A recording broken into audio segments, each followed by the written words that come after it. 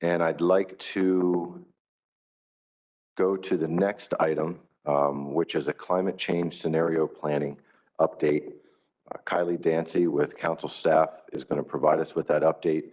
And after that, we will take a short break before we get into the later part of the afternoon. So Kylie, whenever you're ready. All right, let me pull up my presentation here and make sure it's showing correctly on the webinar.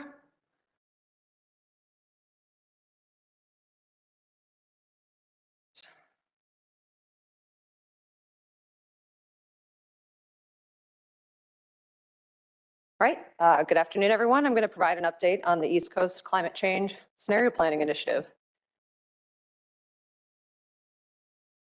So the objective of this conversation is I'm going to briefly summarize work that we've undertaken since you last received an update on this in December, and then talk about our activities for the next phase of the initiative, specifically the scenario creation process.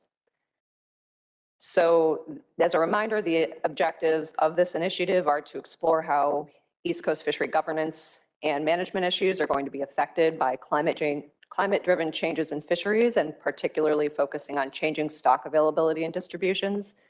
And then the second objective is to advance tools and processes that will provide us with flexible and robust fishery management strategies, which will allow us to address uncertainty in an era of climate change.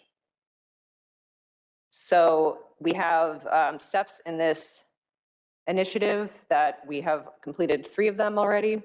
This is a multi-year 6-phase project. So we've completed orientation, scoping, and exploration. So when we last met to talk about this in December, we were wrapping up the scoping phase, or the summary of the scoping phase. So you heard a little bit about that in the December meeting. And we also just completed the exploration phase, where our aim was to look at our outputs from scoping and to look at the forces that we expect to be driving change in East Coast fisheries in greater detail.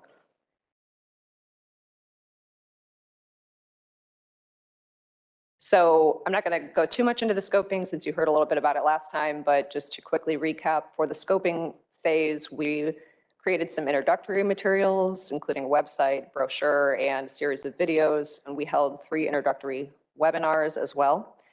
We also conducted an online questionnaire to which we received 383 responses, and we asked stakeholders about their experiences with climate change and the drivers of change that they would expect to be the most impactful driving forces, driving change in East Coast fisheries over the next 20 years.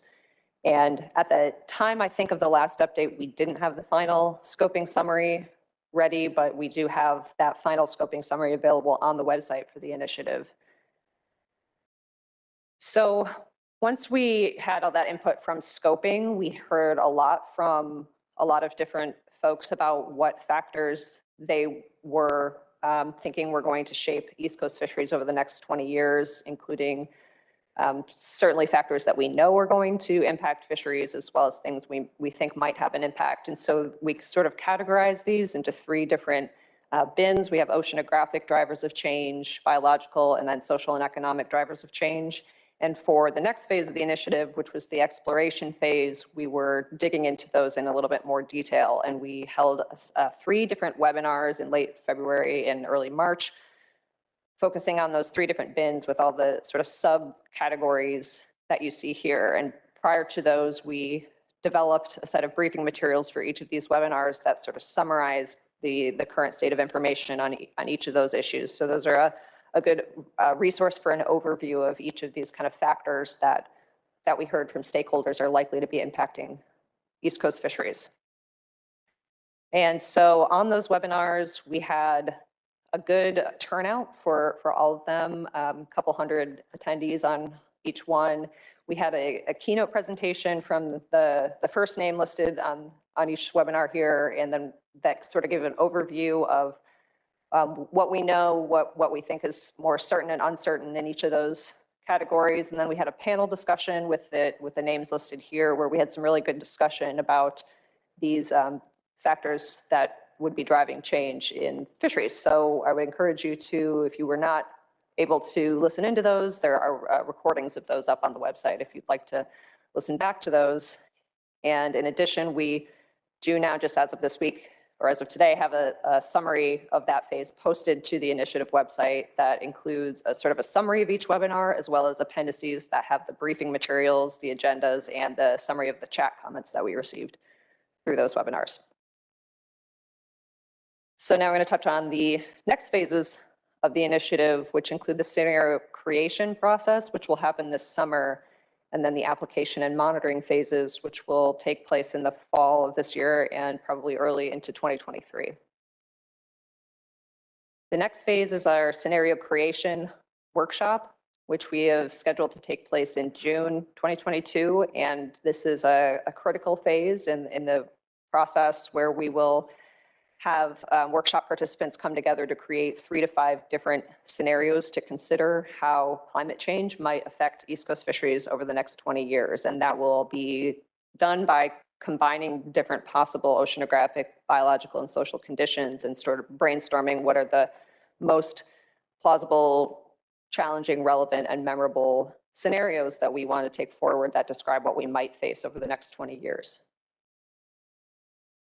So to do that, we are planning a 2.5-day in-person workshop, and we will plan to have approximately 75 participants plus staff to be selected based on responses to an online application that you probably saw through one of many emails that have gone out this week about the announcement of that application.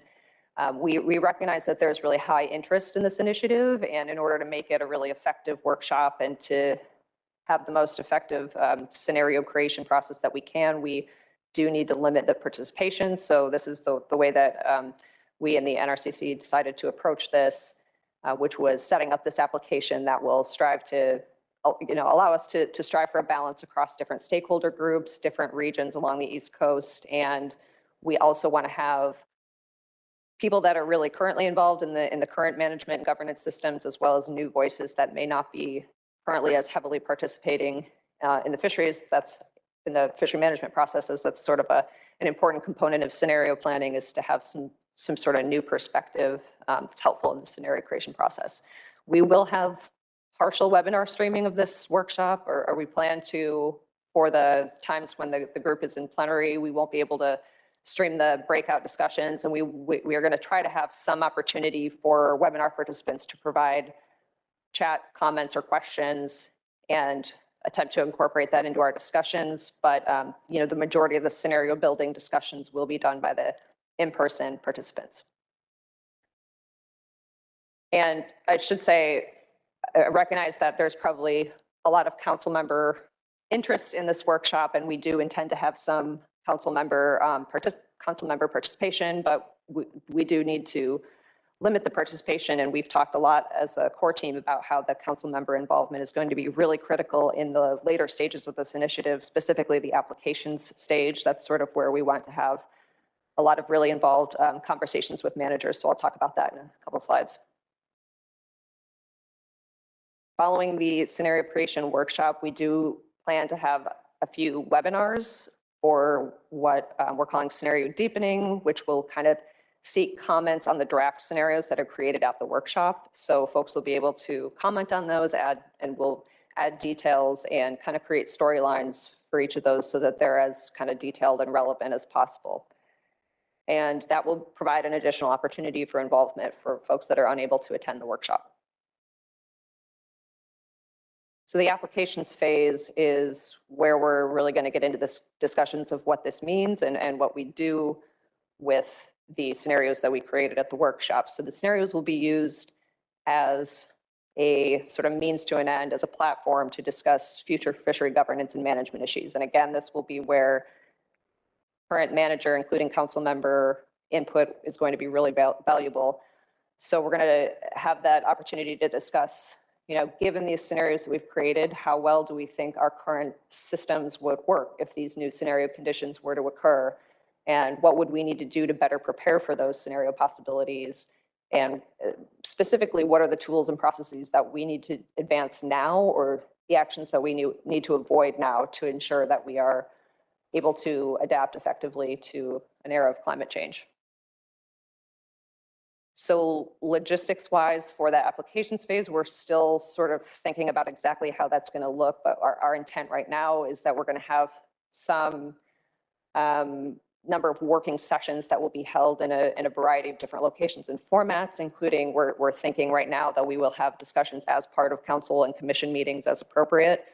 Again, the involvement of managers will be really key at this application stage. And we then are thinking about having a summit meeting that will be held in late fall, possibly early 2023, if that doesn't work, bringing together representatives from each of the working sessions, and then to review all the ideas and suggestions that come out of each session and decide what we're going to recommend out of this process and decide on the tools and processes that we want to advance or that are feasible to implement. And just to quickly recap, we do have a kind of a specific list of project outputs that's in a lot of our documents for this process. We, in addition to the scenarios themselves, we do want to have a better understanding of the challenges and opportunities that are facing fishery management in the future. We will have a set of near-term and long-term management priorities that help achieve our management objectives under a range of different future conditions. Other outputs from this, we have to have policy recommendations for broader governance changes that might improve our ability to adapt, a list of data gaps, research needs, and monitoring needs, as well as a framework for ongoing conversation and idea generation for all stakeholders to use. So that's the recap of where we are and where we're going with the next phases. And there's a lot of additional information and documents on the website for this initiative. And you can also contact any members of our core team listed here. So that's all I have. Thank you. Okay, thanks for the update, Kylie. Does anyone from the council have any questions for Kylie? Any comments? Michelle Duval. Thank you, Mr. Chair, and thanks, Kylie, for a great presentation. And kudos to all the hard work that you and the rest of the core team have been doing. I mean, I was able to listen in to all three of those workshops, and I was just curious, when you all started this, did you expect that there would be that many attendees? I mean, did you have to sort of shift your anticipated approach just based on how many registrants you had for those? Yeah, we weren't really sure what to expect with that. I mean, you know that a lot of people are really webinared out right now. But there's also a lot of organizations involved. There's a whole host of stakeholders involved. So there was the potential for a lot of people. So I think we weren't exactly sure what to expect, but we did get registration ahead of time where we knew we would have a number of participants. So we did sort of change our format a little bit so that we weren't necessarily allowing everyone to jump into the webinar, and we kind of had to have it be a little bit more organized where people submitted comments comments and questions through the chat that were then moderated. Okay, thank you. Mike Pentney. Thanks, Mr. Chairman. There were a few of us that were sitting around the table today that were able to attend the Recreational Fishing Summit last week. And there was over probably 200 people from around the country, engaged in governance and fisheries management and recreational fishing. And Kylie gave a really good presentation last week summarizing the work of the councils on the East Coast with the scenario planning exercise. And I think it was a huge hit. There was a lot of interest last week from around the country. So just kudos to Kylie for giving a great presentation, but also I think kudos to this council and our other councils for kind of leading the nation in terms of the issues that you're looking at through the scenario planning exercise.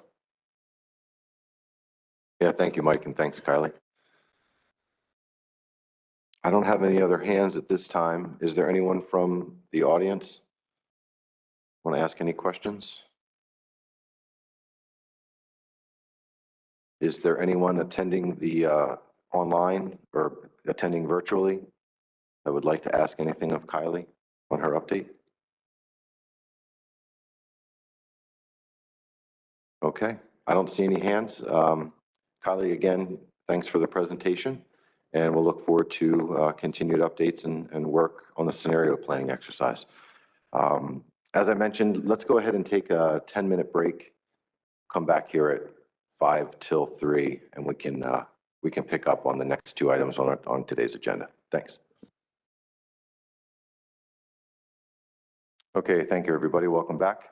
The next item on our agenda, I'd like to recognize Dr. Matthew Hare, who's here with us in person, and Hannah Hartung, who is participating virtually from Cornell University. They're going to be providing us a presentation on Surfclam species diagnostics and population connectivity estimates to inform management.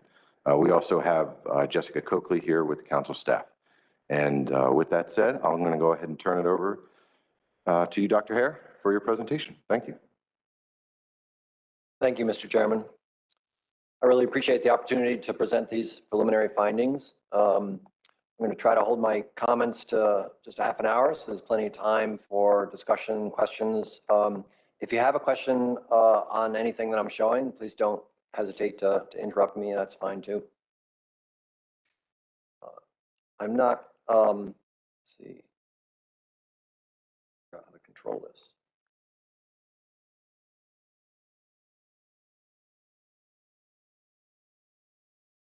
Oh, there we go. So I'm not providing a lot of background here. I'm going to jump right into our sampling and the genomic analysis that Hannah has done.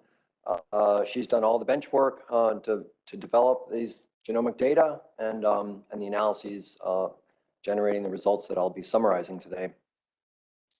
I want to thank Jessica and Daphne Monroe, Nicole Shariar at New England Fisheries Science Center, and Jim Weinberg for previous samples that have contributed, particularly during the pandemic. Help from these folks was crucial for getting some of these offshore samples. Not quite what we had originally planned, but we did pretty well considering. So on this map, I'm showing in purple samples of Spatial solidissima, including in both Georges Bank and New Jersey, samples from 1999 that I had previously analyzed with Jim Weinberg, as well as samples from 2020. We got a sample from Nantucket Shoals, and then through samples from New York DEC, their 2012 survey, as well as a contractor that we used to collect clams all along the southern shore of Long Island, and then additional samples in Cape Cod Bay and south of Rhode Island and Massachusetts.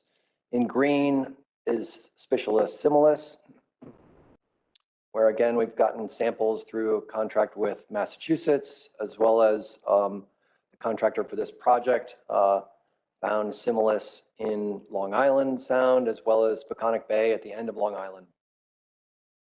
It appeared from our sampling that similis is the only clam that we found in Peconic Bay and Long Island Sound. We didn't find any similis along the south shore of Long Island, even though as we had directed the sampling to be in very shallow water in the inlets, habitat that similis seems to like.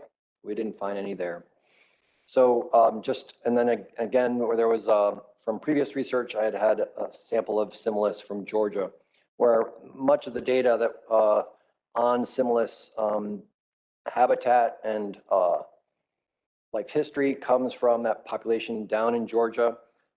Previously, it's only in the last couple decades that we've realized that similis is as abundant as it is in southern New England and Long Island Sound, and this project has allowed us to gain new information about its distribution and genetic population structure.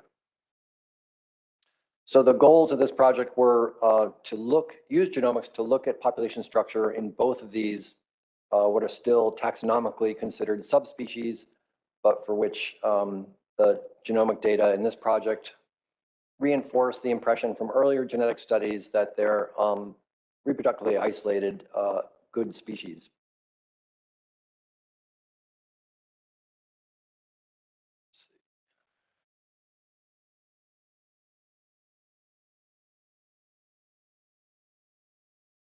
So this plot is a plot showing both subspecies. Similis is up here in the right corner, and Solidissima is shown in two clusters. And this is a principal components analysis. It's a statistical way of summarizing highly complex patterns of variation. It's based upon 7,000 single nucleotide polymorphisms, so single places in the genome that where there is DNA variation. And so it gives us high resolution for, that's basically 7,000 points of variation that we can use to compare the similarity and difference among individuals. So each of these colored points is an individual. And with Similis, we're just analyzing a subsample of all of our Similis animals on here. And so what our principal components analysis does is it tries to summarize basically 7,000 dimensions of variation into, in this case, two of the dimensions that show the greatest variance, in this case, in allele frequencies. And so what we can see in the horizontal axis is principal component 1 explains a little over 9% of the allele frequency variance between the two nominal subspecies, Similis and Solidissima. And to, I think, everybody's surprise, on PC2, this is indicating that allele frequencies are quite different between what we're now calling just genotype A and genotype B of Solidissima.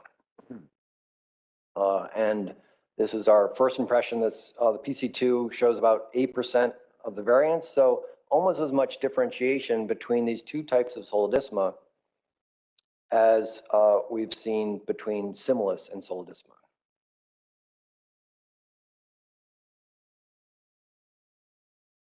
So I'm going to focus in on Similis first, and then describe more about those two genotypes in Solidissima.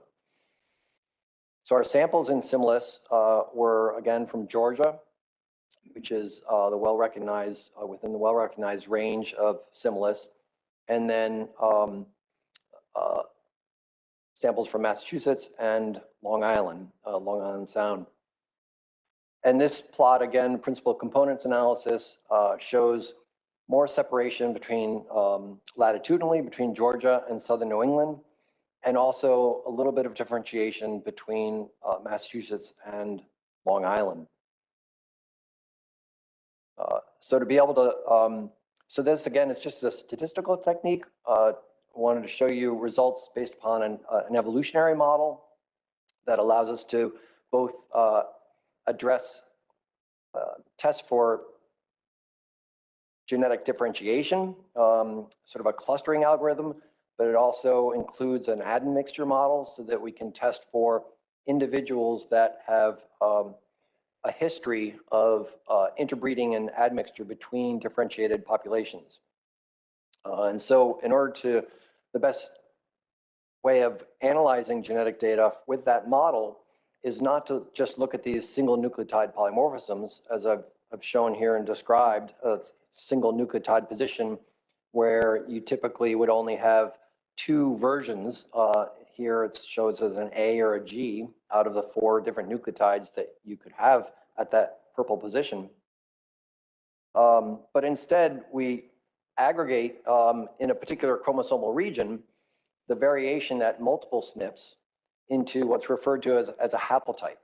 And so at this point, there's not just 2 variants that you're looking at this particular chromosomal position, but you now have the possibility of seeing multiple, beyond more than 2 variants at different frequencies. And this is just an example. And so this provides really more resolution for some questions like the amount of genetic diversity and for testing for hybridization and admixture. So this is a bar plot showing the pattern of differentiation and clustering for the best fit model, which presumes that there's 2 differentiated populations, population sources contributing to the variation in our samples. And so along the x-axis, you can see the state of origin for these samples. The black lines just separate the populations. And it's a bar plot because each vertical bar represents an individual. And if there's two colors for that individual, it means that that individual has in their genome variation that's been assigned computationally based upon the model to two different source populations. So basically that individual has in its genealogical past some interbreeding, an admixture between those two populations. So Georgia's is more distinct from the other two populations from southern New England than they are from each other. And the fact that there's some admixture shown between Georgia and southern New England is indicative of a history of gene flow. These are not completely isolated and differentiated populations. There's some connectivity between them.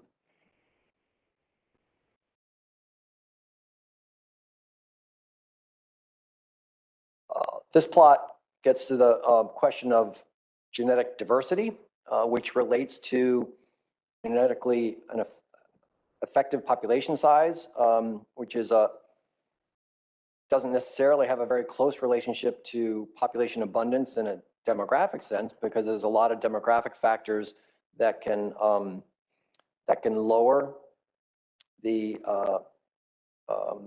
that can increase the degree of genetic drift below what you would expect for a particular population size. But the amount of genetic drift in a population, typically at equilibrium, is what determines its level of genetic diversity, and also in many ways determines its capacity to deal with environmental change in an adaptive way. So today I'm not presenting the specific relationship between genetic diversity and this parameter, effective population size, that relates to adaptive potential. But what we can see here is that, to me, a surprising pattern in that this measure of genetic diversity shows pretty similar values between Georgia and the southern New England populations. And it's, I think, less important today what that particular value is. But it's interesting that we're not seeing a latitudinal gradient like you might expect if Georgia were more towards the center of the range and New York and Massachusetts were peripheral or at the range edge, or maybe were recent arrivals. Instead, this suggests that all three populations are long-standing with lots of genetic diversity. And finally, I want to emphasize that our estimates of gene flow are very preliminary, and I'm showing this partly just to correct an error that unfortunately is in your summary document, and that's simply switching the magnitudes of these dispersal arrows. But what this analysis does is it takes the genomic data and compares it pairwise between populations, testing a model of asymmetry in gene flow, in the pattern of historical connectivity between populations. And so these arrows represent significant inferences of asymmetric gene flow, showing the directionality between Massachusetts and Georgia, the southward gene flow being much stronger than northward, in agreement with a model that was published by Zhang et al. In 2016, I think it was, showing that that was a solidissima model based upon biophysical modeling, and the expectation from that is also gene flow in this direction. This is, in my knowledge, this is the first time that we've had an opportunity to empirically test the predictions of that biophysical model. We also found connectivity between Massachusetts and New York, which is unsurprising. but the directionality there from east to west is interesting. Okay, so now on to Solidissima. So this is again going back to a principal components analysis, and Similis is no longer represented here. We're looking at the two clusters. This, I didn't label it, but this is the what I'm calling genotype A on the right, genotype B on the left. And genotype A was mostly found south of Cape Cod and along southern Long Island, whereas genotype B was found on Nantucket Shoals, Georges Bank, New Jersey, and in Cape Cod Bay. And again, we're looking at a substantial amount of allele frequency differentiation represented on this PC1. Interestingly, we're also seeing a few individuals with intermediate genotypes. So that'll be interesting to follow up and try to understand the degree to which there's a history of interbreeding and admixture and why it seems to be localized. Now going to the evolutionary model using the program structure. Again, a model in which there's two historical evolutionary populations contributing, differentiated populations contributing to the variation in our samples was the best fit model. And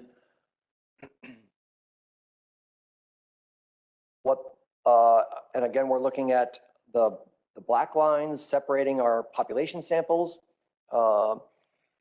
So you can see here that there was no differentiation found between the 1999 and 2019 samples from Georges Bank and from New Jersey.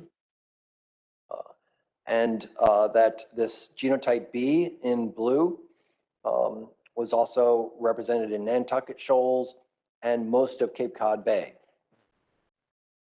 The red color here is what we're calling genotype A, found to be the predominant genotype along southern Long Island and south of Cape Cod. You can also see that there's little less than half of the individuals in Cape Cod Bay show some history of interbreeding and admixture.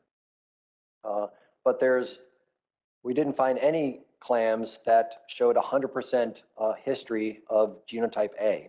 They're all admixed, suggesting more recent interbreeding. And southern Long Island also did have a mixture of some pure B type and the pure A type, as well as some intermediate or hybrid individuals.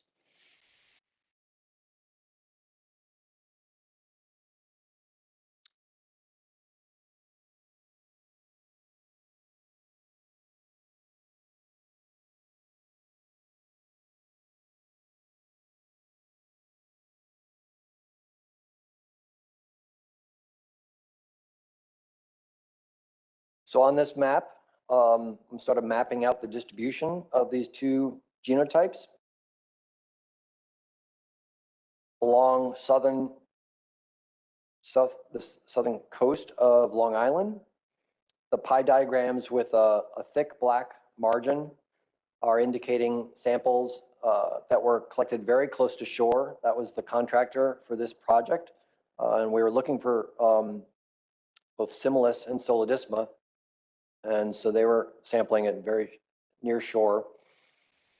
The other pie diagrams along Long Island are from 2012 New York State DEC survey. Most of the samples are pure A type. And the legend you can see, that's the darkest red color. But there's also the lighter red shade indicating indicating some admixed intermediate individuals, and a scattered low number of genotype B. Cape Cod Bay, however, was mostly genotype B with a scattering of intermediate individuals. So these are two places where there appears to be the opportunity for interbreeding, habitats where both types are occurring, and where we are seeing some interbreeding or evidence of interbreeding. But there's other areas where we're seeing only one or the other genotype, especially offshore, like in Nantucket and Georges Bank in New Jersey, we're only seeing the B type.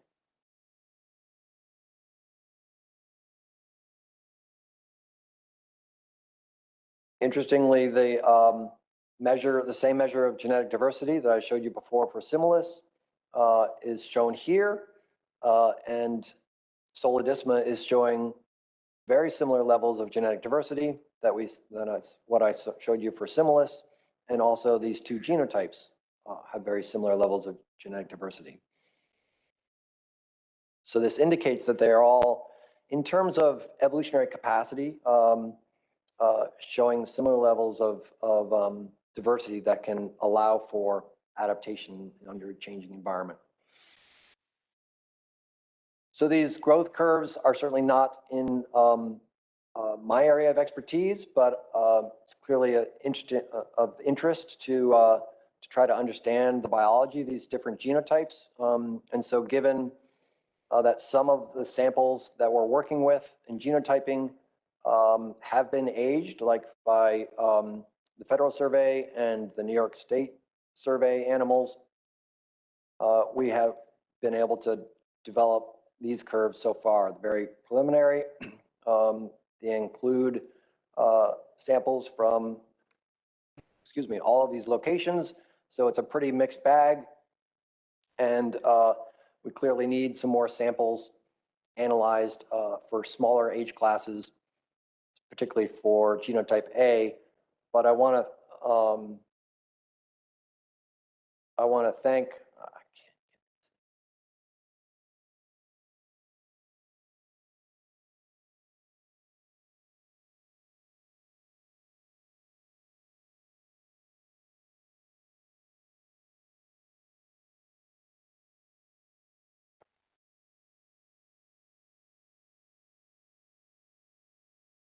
we've sent 40 of our clamshells to Eric Robillard at New England Fisheries Science Center.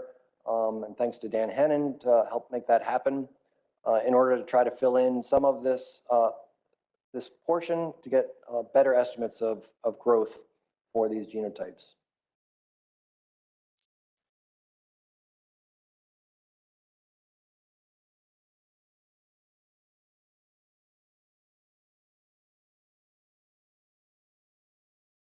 And finally, one of our goals is to develop as efficient as possible a way of genotyping and distinguishing not only Similis from Solidissima, but these two genotypes in Solidissima. So this is a distribution showing you among the thousands of loci that we're looking at, thousands of chromosomal positions across the genome. This is the distribution for a metric called FST, which varies from 0 to 1, 0 being very little allele frequency differentiation, and 1 being fixed for different alleles, different variants. And you can see that the vast majority of the loci have very little allele frequency differentiation. But there's also at the other end of the spectrum, some loci that may be much more informative for an efficient diagnostic to distinguish these. So this pattern is one in which there's not just a few loci showing very strong differences between genotype A and B, like you might expect if there's strong selection separating them. There may be such loci in their genomes that we just didn't sample. But among the thousands of loci that we have sampled and analyzed, it looks to me as if these are large populations that have been slowly differentiating by genetic drift. You would not expect this amount of differentiation by genetic drift without a large measure of reproductive isolation for a long period of time, large populations have relatively weak genetic drift, weak stochastic forces leading to allele frequency differentiation. So it implies populations, genotype A and B, that have been separated for a long period of time. And they may not have complete reproductive isolation in terms of intrinsic barriers, so that when there's opportunities to interbreed, apparently from our data, it suggests that they can interbreed. Nonetheless, there must be extrinsic reproductive barriers minimizing the amount of interbreeding. Otherwise, we would have seen a more like a hybrid swarm, right? So I just wanted to impress that there's a lot we don't know about how these, the biology and life history of these two genotypes. But at a time when we've already been hearing about so many contemporary forces that are affecting surf clams on the shelf, this suggests that there was some very old evolutionary forces that have led to these two genotypes. And I can't say right now, well, it depends on what you want to call a good species, right? Under the biological species concept, good species don't interbreed. But in many cases, we consider it to be quite natural for there to be exceptions, right? There to be hybridization at the margins of two species that are otherwise good species and not interbreeding.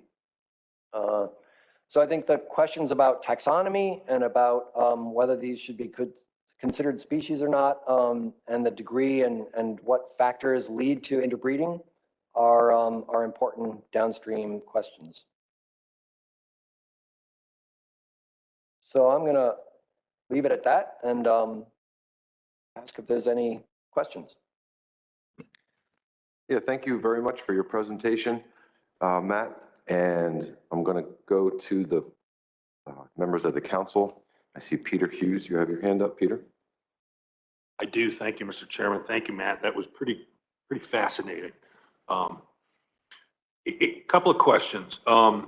Is the Simulus that you've sampled primarily from state waters?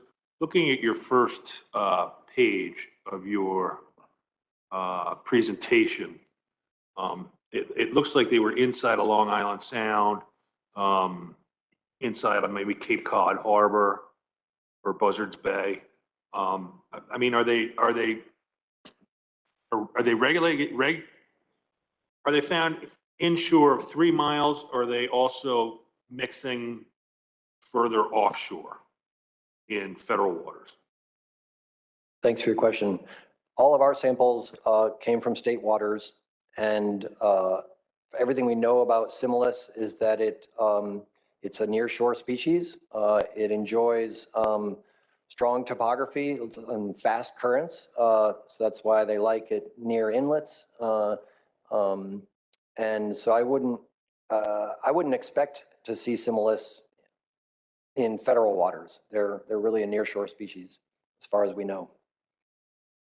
Thanks. The other thing might just be helpful for this map is if you had the 3 mile contour on there, because visually you would be able to see that right away. And is there any visible differentiation between them? Can I have a surf clam solidissima in one hand, Simulus in the other hand, and tell the difference, or is it strictly genetic? We're going to need a really high-powered microscope to figure this out. We've made efforts. That's been looked at, and there are no diagnostic differences. Nothing that's easy. You can make a statistical differentiation between them by making a bunch of measurements. You can maybe get 70 or 80% certainty of assigning clams to one or the other, but there's nothing diagnostic that we've found to separate them. Great. Thanks for the presentation, and thanks for answering my questions. Yeah, thank you. Anyone else from the council? Michelle Duval. Thank you, Mr. Chair, and thank you, Matt, for the presentation. So I'm going to ask a really ignorant question, but I'm not on the Surfclam Ocean Quahog Committee, so that's my excuse. But are there any other distinguishing life history characteristics between these two subspecies? So in other words, do they mature at, at different rates, different longevity, things like that? Yeah, thanks for your question. It is well documented and it's in the literature that Similis is more short-lived. It has a much smaller maximum size and faster growing.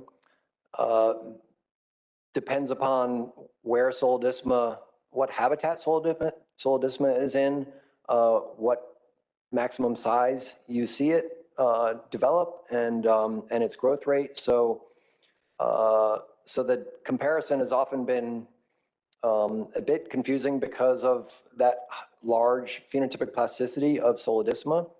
Of course, we've never known with Solidisma that there's two different genotypes, and so that may be contributing to what we thought was phenotypic plasticity. But certainly Solidisma has a much larger maximum size in most habitats. Okay, thank you for that. Peter Hughes, another question? Yeah, I do. I apologize, I didn't ask this earlier.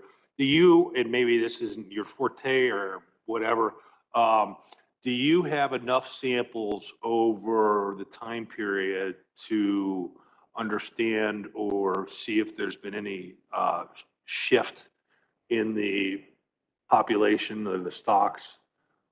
Because we're seeing this with Solidissima further offshore, that they're shifting due to climate change. That's what we, guess at this point. And that in and of itself is causing some bumps in our management of those, of not only the Solidissima, but the ocean quahog. So I'm just wondering if you're seeing any kind of shift, or you have enough data, or that's not your forte. Thanks for your question. That's not an ability that I have with these samples and these data. I can say, because I'm able to make the temporal comparison back to 1999 samples in New Jersey and in Georges Bank, that the fact that over that 10-year span, there's no genomic differences between those populations, you might think, well, of course, over 10 years, there's no change. But actually, in these spawning organisms, often there is quite a lot of change, because you'll get what's referred to as sweepstakes reproduction. You'll get different parents parenting each new cohort, and you can get genetic differences among cohorts just because of that. So it wasn't something I could take for granted that temporal variation would or wouldn't be there. That's why we wanted to test for it. So it's comforting to me, because my goal with this project was to look at spatial variation, spatial population structure. If there had also been structure from temporal dynamics, it would have made my job more difficult. But even still, that temporal comparison does not speak to your question. Yeah. Jessica? So, and just a quick comment on the spatial distribution of the sampling. We had hoped to obtain a much broader distribution of samples from the federal survey, but the federal survey wasn't conducted in 2020, and then they had engine issues in 2021. So we were able to pick up commercial samples that were mentioned previously. But I know there are a lot of areas actually close to those state water boundaries where the federal survey goes in closer along New Jersey and all of those other areas that we didn't pick up for that broad spatial sampling to that component. But we did the best with the commercial samples that were obtained. So. Okay, thanks for that. I guess the question that comes to my mind, and maybe this would be Jessica, maybe this would be for you. How does this information get folded into a management application? So, where does this new information lie as far as what we need to consider in the future for something on the management end? So in terms of next steps, this was a preliminary presentation that Matt provided. So we're going to be waiting for the final report from both Matt and Hannah. So we're expecting that, I think, like end of June of this year. And then we've tentatively spoken with Brandon Muffley about getting a presentation schedule to the Scientific and Statistical Committee for their July SSC meetings.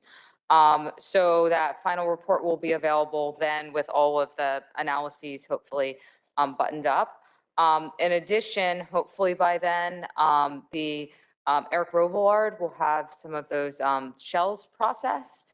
So Matt would also be able to present some of that information to the SSC at that time. So those would be the next steps in our process.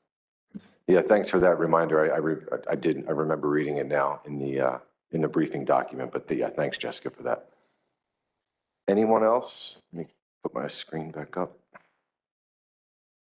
Sonny Gwen? Yeah, thank you, Mr. Chair. I don't have a question, but I do have a comment if I could. Yeah, Sonny Gwynn from Ocean City, Maryland. And as people probably don't know, Ocean City, Maryland used to host a lot of clam boats, quahog and Surfclam. At one time, there was probably 5 packing houses there. It propelled Ocean City into some of the, I believe the top 10, one of the top 10 of economic landings on the East Coast. And as of today, there is 0 clam boats in Ocean City. The last one left, I think Peter could probably answer it better than me, but maybe 2 weeks ago, and yeah, recently. And I have a feeling that none of them are coming back. And after I looked at the last 2 presentations that we just looked at, and when it left, I was wondering, why are they leaving? And after looking at the last 2 presentations, maybe that's helping me answer that question. So that's just a little FYI. Thank you for your time. Yeah, thanks, Sonny. Anyone else from the council with any questions or comments for Matt? Is there anyone from the audience that's here with us today that would like to ask any questions or provide any comments on this topic? Is there anyone from the audience that's participating virtually? Looks like Emerson Hasbrook. Go ahead, Emerson. Thank you, Mr. Chairman, and thank you, Matt, for your presentation. So I have a question first and then a comment. So from figure 1, it looks like there were some samples that were taken from Long Island Sound, but in the narrative, in the report, it identifies those samples for Long Island as south of Long Island. So my question is, were there in fact some samples that were taken and analyzed from Long Island Sound? Thanks for the question, Emerson. Yeah, the report sort of focuses on a lot of those solidissima samples from south of Long Island, but indeed, Similis, we did quite a bit of sampling in Peconic Bay and in Long Island Sound, not very deep into the Sound, but we did find Similis in those locations. So those are part of our analysis. Yeah, I'm glad to hear that, because I don't know if you're aware, but probably 30 years ago, there was quite a robust surfclam fishery in Long Island Sound. It didn't last very long, maybe 4 or 5 years, because of market conditions where those small clams in Long Island Sound were marketable and they weren't before or after that. But there was always speculation that those surf clams in Long Island Sound might be a different subspecies or genotype because they never grew very large. So thanks for clarifying that up for us, because I can see now that they're Similis. They are indeed, and yeah, our sampling did not get as far west as the densest populations that were most of that commercial fishery. Okay, thanks for that. Sonny, I have your hand back up. Did you intend to have your hand up? Okay, anyone else participating virtually? Your hand's back up again, Sonny. You have to click it one more time. Okay, I do not see anyone on my list here that has any questions or comments. Matt, thank you very much for your information, and we'll look forward to future updates. once the project's over. Thank you. Thank you. All right, we have one more item on today's agenda. We're going to get an offshore wind energy update. We have a handful of speakers, and I believe all the speakers are here. Let me ask, I apologize for not being able to introduce myself before this, but do we have Catherine Perry? Catherine, you're here, and Ross? Okay, if you guys want, we're gonna just take, I just wanted to check to make sure you guys were here because we're starting a little bit early. Let's take just a couple minutes, maybe a 5-minute quick break. You guys can get set up, and then I'll turn it over to Julia with council staff for a quick introduction, and then we'll get started. Take 5 minutes. Thank you. Okay, everyone, I'd like to get started on the last item on our agenda here this afternoon, which is an offshore wind energy update. I'd like to welcome Catherine Perry and Ross Purcell. They're going to provide us a presentation on the Ocean Wind Project. So when you guys are ready to go, you can go ahead and get started. Thanks so much for having us here today. My name is Catherine Perry. I'm the permit manager for the Ocean Wind 1 project. And the goal here today is for us to just provide you with a brief update on the project. So this is a snapshot of Ocean Wind 1. The project was received an award by the New Jersey Board of Public Utilities in June of 2019. The project is a joint venture with PSEG. We're located approximately 15 to 27 miles off the coast of southern New Jersey, and approximately 98 turbines will be installed. The project will deliver 1,100 megawatts of power. It's one of the largest planned offshore wind farms to date. And this is enough power to produce power for approximately 500,000 homes. We anticipate delivering power by the end of 2024. And just briefly in terms of our timeline with BOEM, which I'll dig into a bit later on, we received a notice of intent from the Bureau of Ocean Energy Management on March 30th, 2021, indicating that BOEM would prepare an environmental impact statement. We anticipate that the draft impact statement will be produced in June of 2022. Sorry, this is just slightly outdated. And the final environmental impact statement is scheduled for March of 2023. This is honing in on a closer look at the project and various components.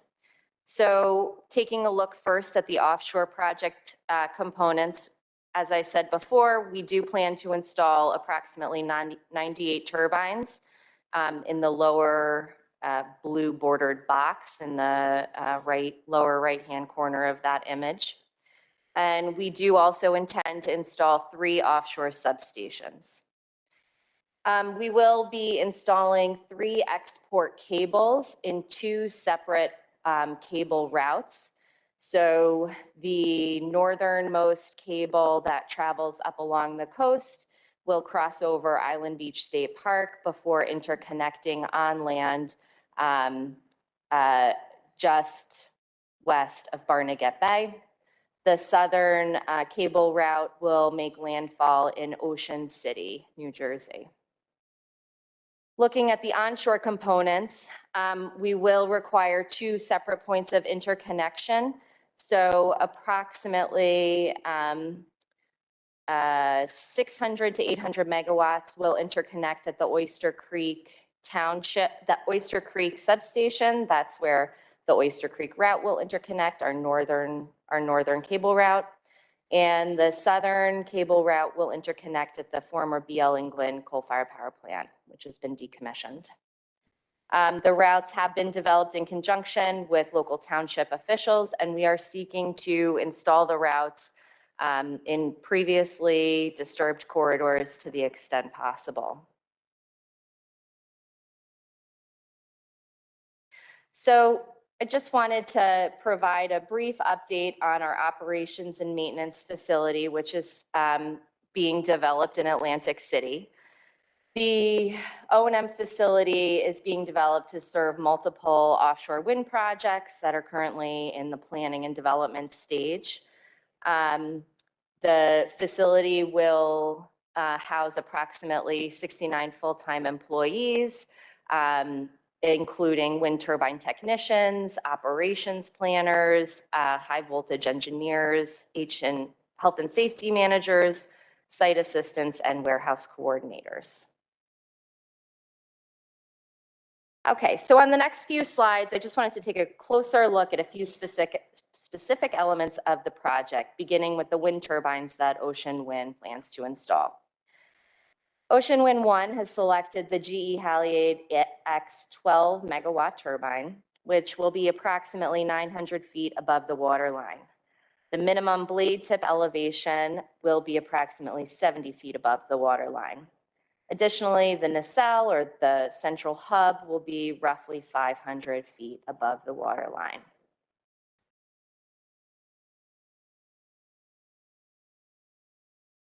Here, we're going to take a closer look at the various lighting elements that will be installed on the wind farm.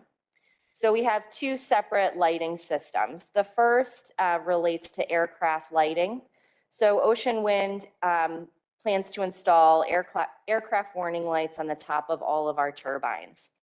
We will be implementing an aircraft detection and lighting system, or ADLS, which will activate only when an aircraft is within the vicinity of the wind farm during low night or nighttime conditions. During the operational phase, we anticipate that those lights would only be active for a total of a few hours spread over a single year period. So the implementation and adoption of that ADLS system is really to minimize the effects of lighting closer to shore. Again, the use of ADLS is still being contemplated and evaluated by both BOEM and the Federal Aviation Administration. So the separate piece of lighting that will be implemented on the wind farm relates to our navigation safety lighting system. So for marine navigation purposes, the structures will be lit in accordance with U.S. Coast Guard offshore structure, private aids to navigation marking guidance. The structures will be equipped with continuous amber flashing lights. Additionally, navigation lights on the corner towers of the wind farm will have a nominal range of 5 nautical miles. All the internal lights within the wind farm will be of a lower intensity. Okay. So here we're honing in on the layout of the wind farm that's being proposed by Ocean Wind 1. The project will be implementing a grid layout with spacing between the wind turbines of 1 nautical mile by 0.8 nautical miles. As we described on the prior figure, the wind turbines will be marked consistently with amber flashing lights to aid in navigation and safety operations. The turbines will also provide clear lines of transit as depicted in the lines, northwest-southeast direction, northeast-southwest direction, east-west, and north-south directions. Additionally, I did just want to mention that the project's navigation safety risk assessment has been included in the federal permit application, which is our construction and operations plan, and that is available for viewing at BOEM's website.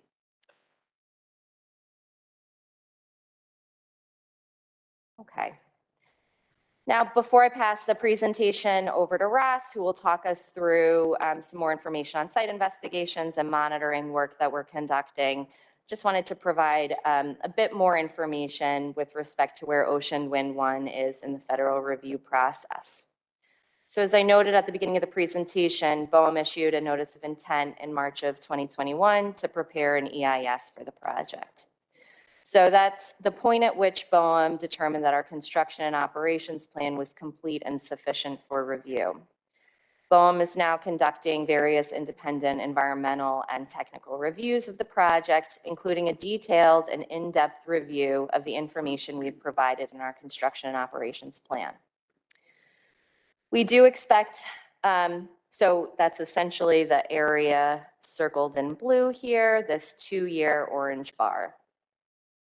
We do expect that BOEM will issue a record of decision on the project, as I noted, in April of 2023, and followed by construction operations plan approval in June of 2023. After which we would move on to the construction phase of the project later that year. Okay, and I hand it over to Ross here. Good afternoon. My name is Ross Pearsall. I'm just going to be talking a little bit more about what we're doing on the water.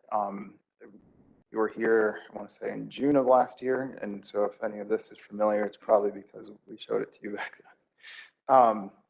So a quick overview of what we're doing on the water for surveys.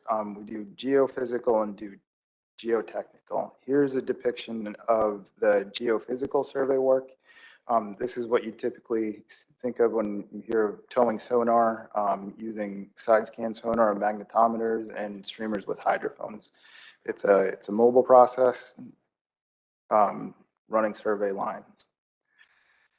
The next type is the geotechnical survey. This is a stationary survey where we use geolocation to keep a survey vessel over a particular position, and they take bore samples. So it's a range down to 200 feet, depending where and what type of sampling they're doing. But for the most part, these are precise locations where the vessel navigates to that place, drops this equipment over the side, and brings it right back up. The next thing that we're doing on the water are fisheries monitoring plans, and I should note that we have Greg DeSells on the line to answer any questions relative to fisheries monitoring. But since I'm here, I figured that I would just give you a brief overview of what exactly we're doing. We are partnering with researchers at Rutgers and Monmouth to do the surveys that you've seen here through a multidisciplinary sampling approach. First one is trawl survey using the NEMAP protocols in the fishing vessel Durana R. And eDNA sampling will occur in the trawl survey, and so that's going to be able to tell what's making up that particular community. We're also doing a survey, Surfclam survey with the fishing vessel Joey D using a modified clam dredge. A multi-method survey for structure-oriented fish species, such as a black sea bass, tautog, mahi, and others. That's going to be using chevron traps, rod and reel, and a baited remote underwater video. Also, acoustic telemetry monitoring for summer flounder, black sea bass, skate, dogfish, and horseshoe crabs.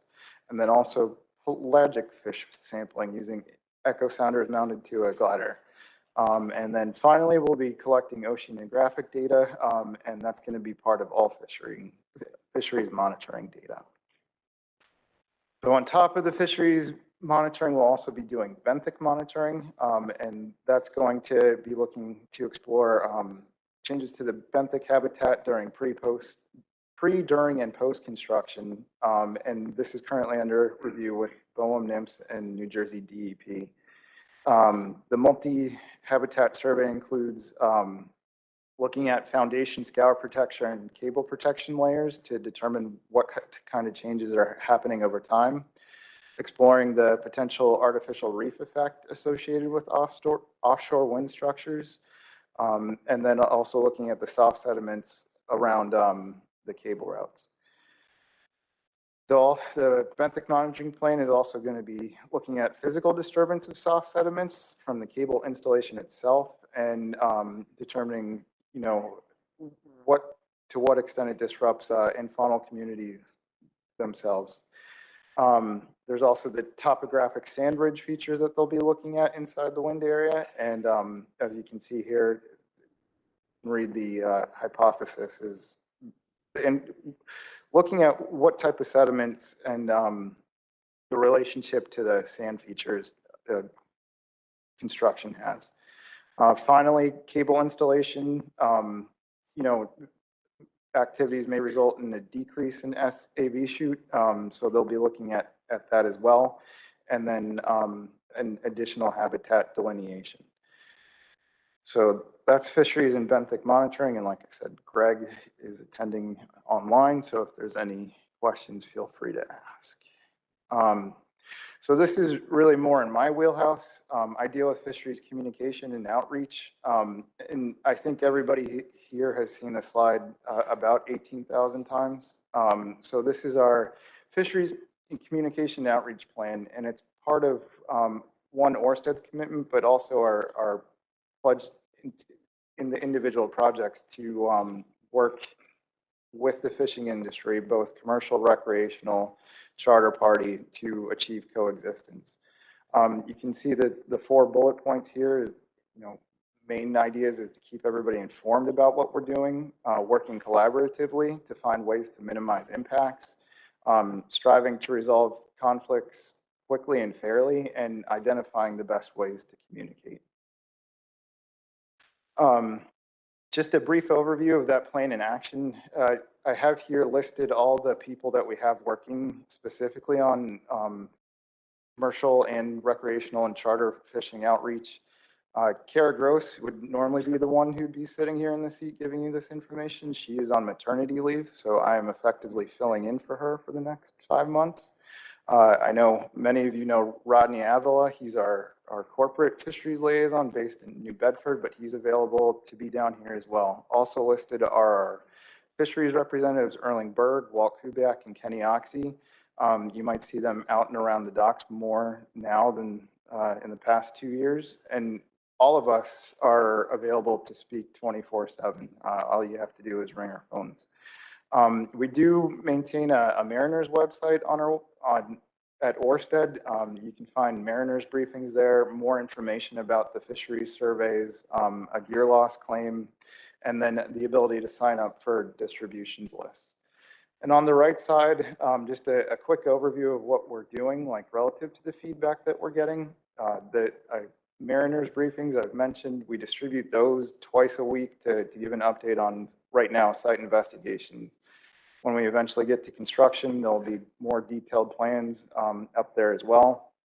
We put fisheries liaison officers on our mid-Atlantic boats starting this week. So we'll have fishing community members on the survey vessels themselves, and they'll be able to communicate a little bit better than the survey vessel captains and crew. Also not listed here because it's a very new thing. We'll also be having a scout vessel as part of this survey campaign. It's the Fleet King. That'll be down here. I believe they kick off on Saturday and we'll be out on the water next week. I mentioned the gear loss claim. We have that. That's available for anyone who thinks they've lost gear. And also last week, weeks blur together. We announced that we'll be instituting a navigational safety fund for New Jersey. So that's real quickly. It's a way to upgrade navigational and safety gear on commercial and charter and party vessels. And then finally, someplace that I'm headed to right after this meeting is MyTags in Baltimore, that we've come up with a simulation of the Ocean Wind 1 project that gives mariners of any sort. We do tailor it to commercial fishing to be able to demonstrate towing in this Ocean Wind 1 wind farm. It, like anything else, is a continual work in progress, and we like to get as many people in there as possible. So consider this an invitation. Anyone here that would like to come, please contact me. So again, just a few points of contact up here. Catherine, Greg, who's on the line, Nathan Rebuck, who is an environmental manager with the project, as well as myself and Kara. But like I said, Kara's out, please contact me. So with that, concludes our short update. Yeah, thank you both very much for your presentation. Let me look to members of the council if anybody has any questions or wants to provide any comments. First, I see Dewey Hemmelwright, and then Peter Hughes, you're next. Yeah, thank you. Could you go back to your first slide, please? One that had to do, I think maybe one of the first ones well, to where it showed the lighting on the, yeah, the aircraft lighting and navigational part right here. Is there going to be any other way of identifying this structure, like through AIS or something? Because particularly if there's fog, you're not going to be able to see it. And a lot of folks, both recreational, charter, and commercial, have capability of AIS. And it would be probably a good thing to include that on having it, because of it just be a good thing to do it. Have y'all thought about doing that, or is there limitations on that? No, it's, Thank you. AIS will be on the turbines. I think it's a matter of which ones and to what range, but you can safely assume that there will be AIS in the wind farm. I can get a more specific answer, but I know that it is somewhat of a work in progress to determine whether it's on all of them, every 4, every 1, just the corners, but there will be AIS. You know, we would include that in your presentation. It would probably be helpful for folks to, you know, to know that, even though it's at the, not sure what stage yet. Thank you. All right, thanks, Dewey. Thank you. I'm going to go to Peter Hughes next. Thank you, Mr. Chairman. Thank you for the presentation here today. You announced a new program that I think you formed, you said last week, and it was called the Navigational Safety Fund. And I'm just wondering, with its newness, is there anywhere people can find information on that fund currently? Yes and no. So specific to New Jersey, no, that was something that we rolled out independently of like a consistency process. So the closest thing that you can see and what we're trying to make consistent within Orsted is the mitigation packages for Rhode Island and Massachusetts. So there is a NAV safety fund component to each of those, and that'll be the model. So I can point you to those, but it's New Jersey, we rolled it out Thursday with the offshore wind working group, and really just to get the idea out there so we can work with members of the New Jersey community to figure out more what eligibility would be, you know, timelines and that sort of thing. So it's definitely a very first step in New Jersey. Thank you. As a follow-up, I would just say that it's hugely important because all the PAR studies that I've seen so far, there is navigational interference with the current commercial fishing vessel radar on board their vessels with you know, some higher technologically advanced radar. So that would be hugely important for people fishing on the water. Yeah, and I should Thank add that on top of the equipment itself, it does have an educational component. So, you know, if people wanted captain's courses, rules of the road refreshers, radar training, anything relative to mariner education. That would be great if you could highlight that to us, or to me. I can give you my card afterwards, so that I can distribute that information. Thank you. Okay, thank you. Skip Feller. Yes, thank you, Mr. Chairman, and thank you all for the presentation. I basically just wanted to echo what Dewey said. I'm down here in Virginia Beach, and we have 2 test turbines off our coast right now. And we were told in the beginning that they would have AIS on them, and they still, to this day, do not have AIS on them. And they're going to be sitting out there by themselves for at least 2 more years until they start building the rest of them.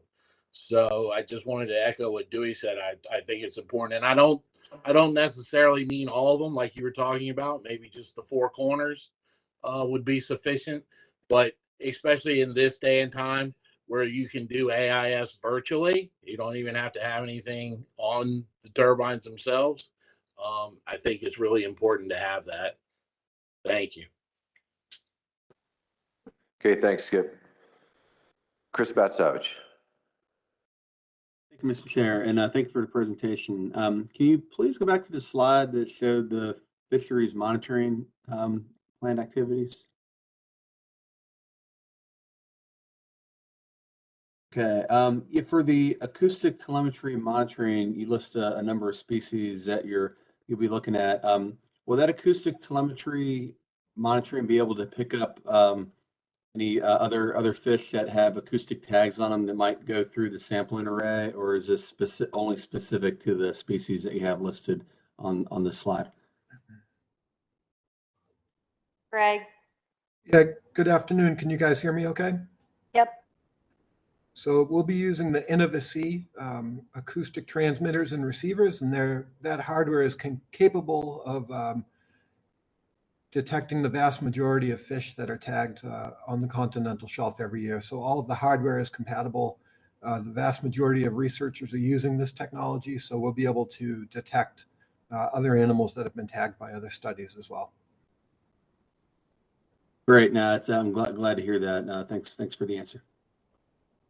Yeah, thank you for that answer. I'm going to go next to Adam Nowalski.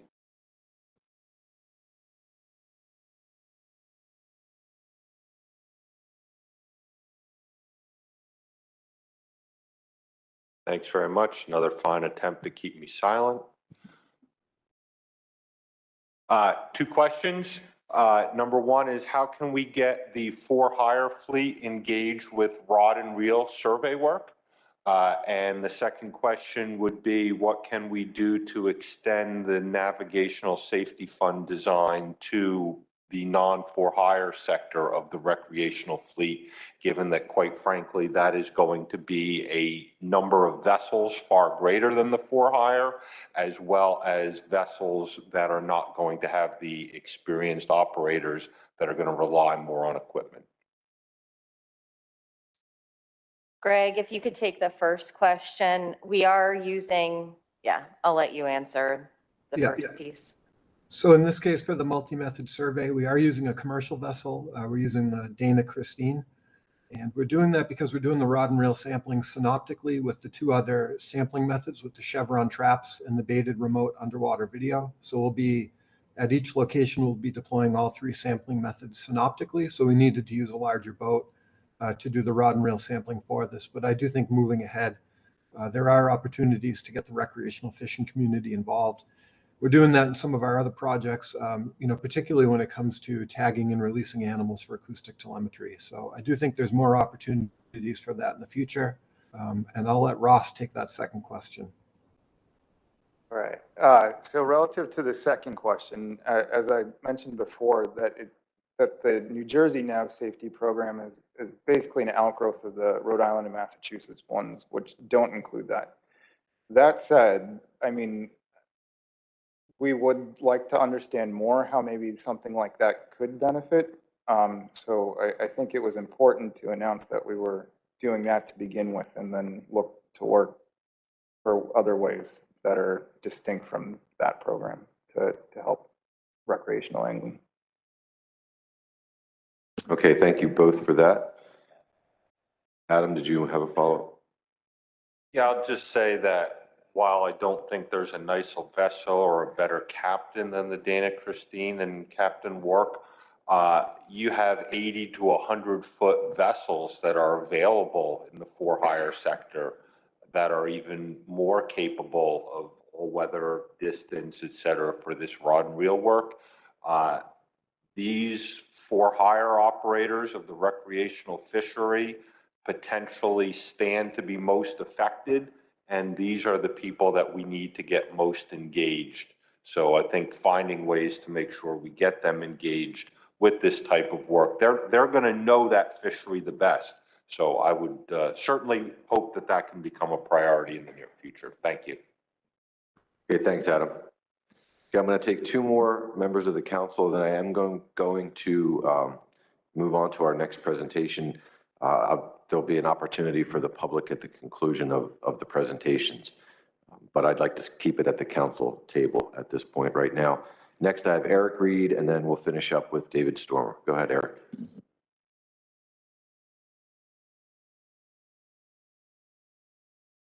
Yeah, thank you, Mr. Chairman.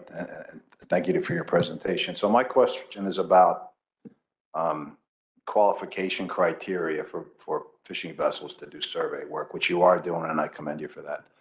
But it's pretty evident that one developer has one set of criteria, another developer has a different set of criteria, and there's a lot of developers. I mean, for example, Ørsted is to use a commercial fishing vessel registered in the United States, you're using 500-ton, gross registered ton inspected vessel criteria. I mean, most of the trawlers that I know they're all under 200 tons and not one of them's inspected. And it's a pretty daunting task when you see that booklet. But I'd just like to know, maybe, BOEM could tell me or somebody could tell me, why isn't the criteria the same for every project, every developer? Because you're going to need guys that know what they're doing. And, it's not impossible, but it's pretty daunting. So is there any motion to go down that road? Thank you. Thanks for your comment. And I really do hear the frustration and challenge of meeting those lengthy vessel inspection requirements. So those inspection checklists are born out of experiences that Ørsted has had as a major wind developer globally, including some, extremely dire situations. And so there is sort of this corporate feel from Ørsted that those vessel checklists and safety requirements are necessary.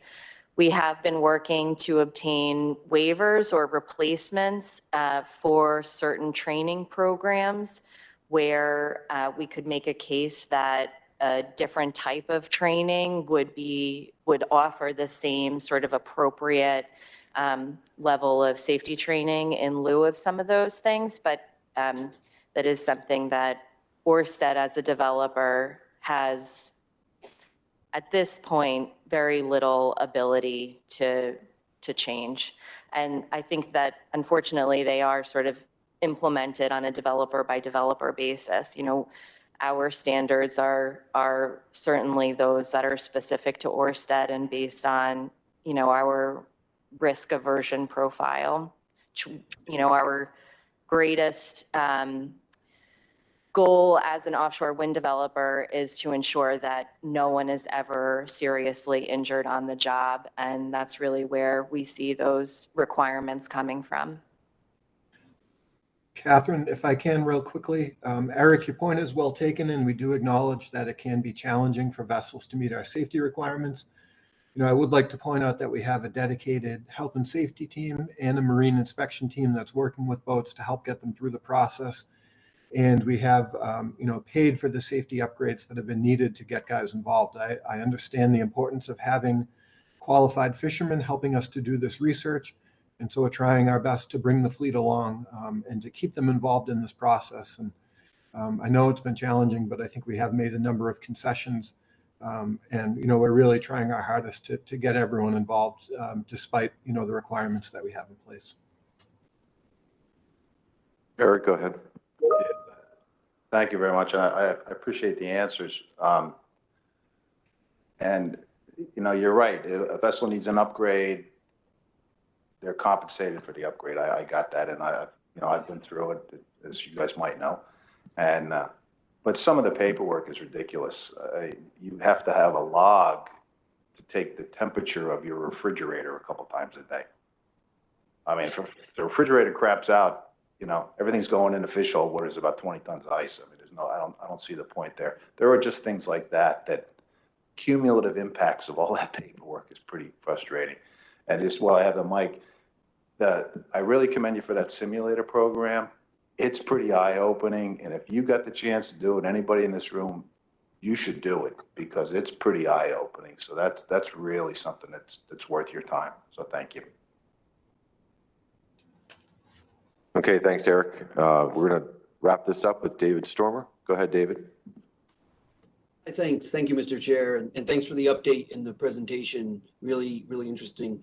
I'm wondering about the geotechnical survey and the sub-bottom profiling specifically. I have a basic understanding of the technique similar to single beam echo sounders, I think. but wondering how much subsurface noise is generated by sub-bottom profiling, perhaps on a decibel level. Can someone speak to that? Thank you. Yeah, there's a number of different pieces of equipment that do operate and generate noise. So there are a few pieces of equipment that do operate at de minimis thresholds. And for any of those pieces of equipment that do not operate at de minimis thresholds, so under 200 kilohertz, I believe, we do operate under an incidental harassment authorization, which we obtain from NOAA-NIMS. Great, thanks. Go ahead, David. Thank you. That helped. Thank you. Okay, thanks. I thought you had another question. Okay, thank you both very much for your presentation. At this time, I would like to call up to the table Doug Copeland and Kevin Wark. They're going to be providing us an update on the Atlantic Shores Wind Project. So whenever you guys are ready.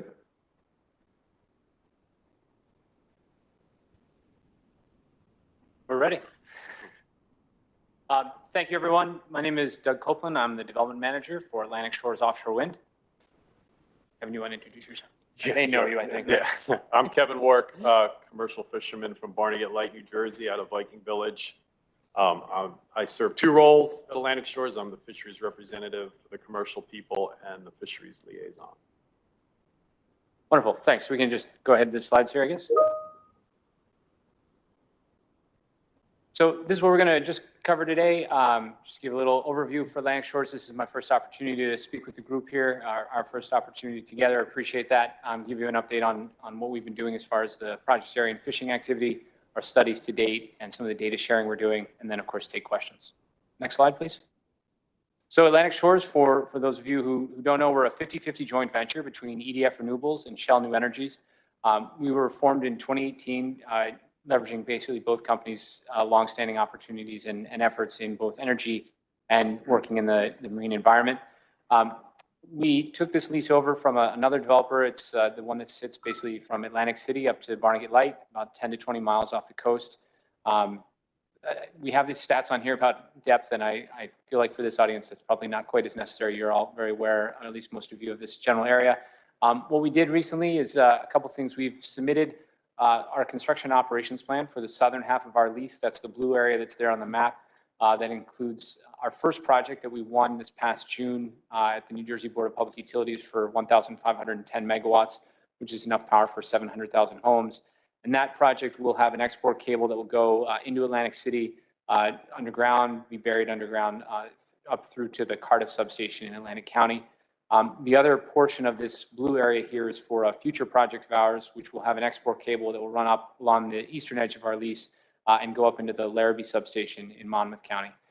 This first project will start construction onshore in 2024, offshore in 2025, generating power starting in 2026. Next slide. We have two key members for our fishing team. We've got Kevin next to me and Adam, who's down the table. Again, very familiar for this group, but just wanted to make sure that everyone was aware that these are the two members we have of our team. We will be growing the team in the future, but really appreciate their effort and what they've been able to gather from this community. Next slide. Kevin? Sure. I just wanted to review, a lot of the angst and things are about the fishing activities within these lease areas. So you see a picture of Atlantic Shores lease there. So first I'll talk about fixed gear, which I've participated in, for 4 decades. Not all year long, but during the monkfish season, we do fix our gear. So in the southern end of the lease, there's some sea bass and lobster fishing. I work closely with those fishermen, and to date, I'd like to report just a couple missing buoys, but no gear interactions there. I talk to these guys, some of these guys almost daily. I'm on the dock every day.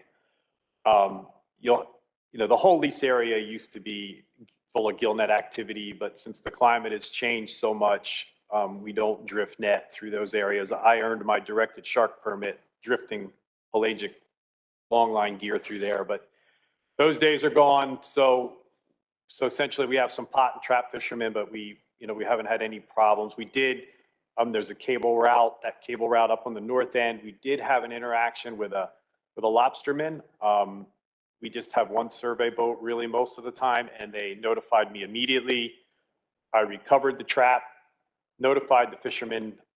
We did a claim. He was reimbursed and very happy that somebody actually cared about him, and we got his gear back and took care of him. We've currently had no gillnet interactions. And, part of this is to keep the survey team safe and not lose any gear and, reduce the stress, especially on the smaller boat owner operators.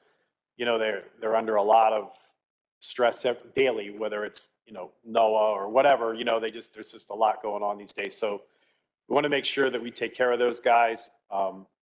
We have some mobile gear fishing still at the Surfclam vessels, and they'll clam mostly to the southeast portion of the lease and more to the north. Once again, back in the day, that was all right to the surf, was all Surfclam activity, and but things have changed some. So we continue to monitor things. The team, I can't tell you how good they've been. If they find gear, they see something, they call me immediately. They're very worried about an interaction. And actually, they had one a couple weeks ago, or a couple months ago, I should say, and they called me and they thought they hit some gear. And I said, no, that was a recovery. They had recovered a sturgeon, a Vemco sturgeon receiver that had been at large for over 4 years that was lost off Shinnecock. And it drifted all the way down off of Barnegat Light. So I knew 3 of the possible owners, and I hit it in about 2 minutes whose it was. So we recovered that, gave that back. That was a good interaction. But I continue to watch things closely, monitor, talk to people. We had a cable survey going off last fall, and it was right at the beginning of monk season, and I was able to collaborate with the team. They did the survey between and anybody that's old school, the 43,500 all the way down to the 43,250. You had a 25-mile stretch where the monk gear was going to be set all down that line. And I asked them, I said, listen, I distributed waterproof charts and talked to the fishermen, but they went in there and they knocked that thing out. So there was, by the time everybody went fishing, they were gone. So it can be done. It's a lot of work, a lot of communication, but we can avoid gear problems, I think, for the most part. So, but it takes communication and between the survey vessel and who's ever doing the liaison work, you really got to be on it. I'm fortunate that I leverage my knowledge and everybody that I know. That's my backyard.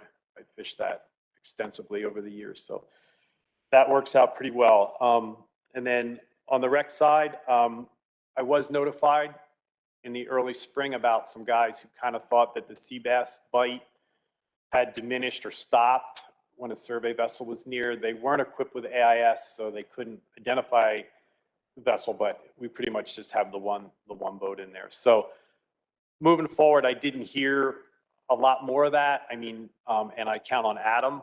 He's our FR recreational guy, and he travels those circles. So I didn't hear a lot more, but there's always ongoing discussions, right? And that need to happen with, things like transit and navigational safety and, turbine placement as it pertains to be close to structure or reefs. So it's all a work in progress, but, that's my role to make sure that there's solvent fishermen and to make sure that the survey team is safe. And so that's pretty much my roundup. Thank you for the opportunity. Thanks, Kevin. Next slide. This is a list of a couple different things here. So we've got all the studies that we've done for our construction operations plan, including the ones that Kevin had mentioned. I flag a couple other things that are going on. So not at this moment, but coming up this summer, we will have additional surveys, and that's where we've done the on the water work for gear scouting to really avoid as best we can. But Atlantic Shores, you can see our lease. It's the one that's directly off the coast of New Jersey. I also put this map on here just to show context for the other leases. And we recently were awarded one of the other leases in the Bight. It's the one that's basically directly to the east of our current lease. It's kind of shaped like a upside down, well, a triangle. I guess it doesn't have to be upside down, but a triangle that's there. And so we will have both of those leases that we'll be moving forward on. This one that's in the Bight, we will start surveys in this fall, following through on the same kind of methodology that we have to date with the scouting ahead of time and notification. Next slide, please. This is some of the research we're doing. So Dr. Monroe, who's here, who I think presented earlier, working closely with her on some Surfclam research. We've also worked with Stockton University and really trying to support as best we can the work that's going on with Rosa.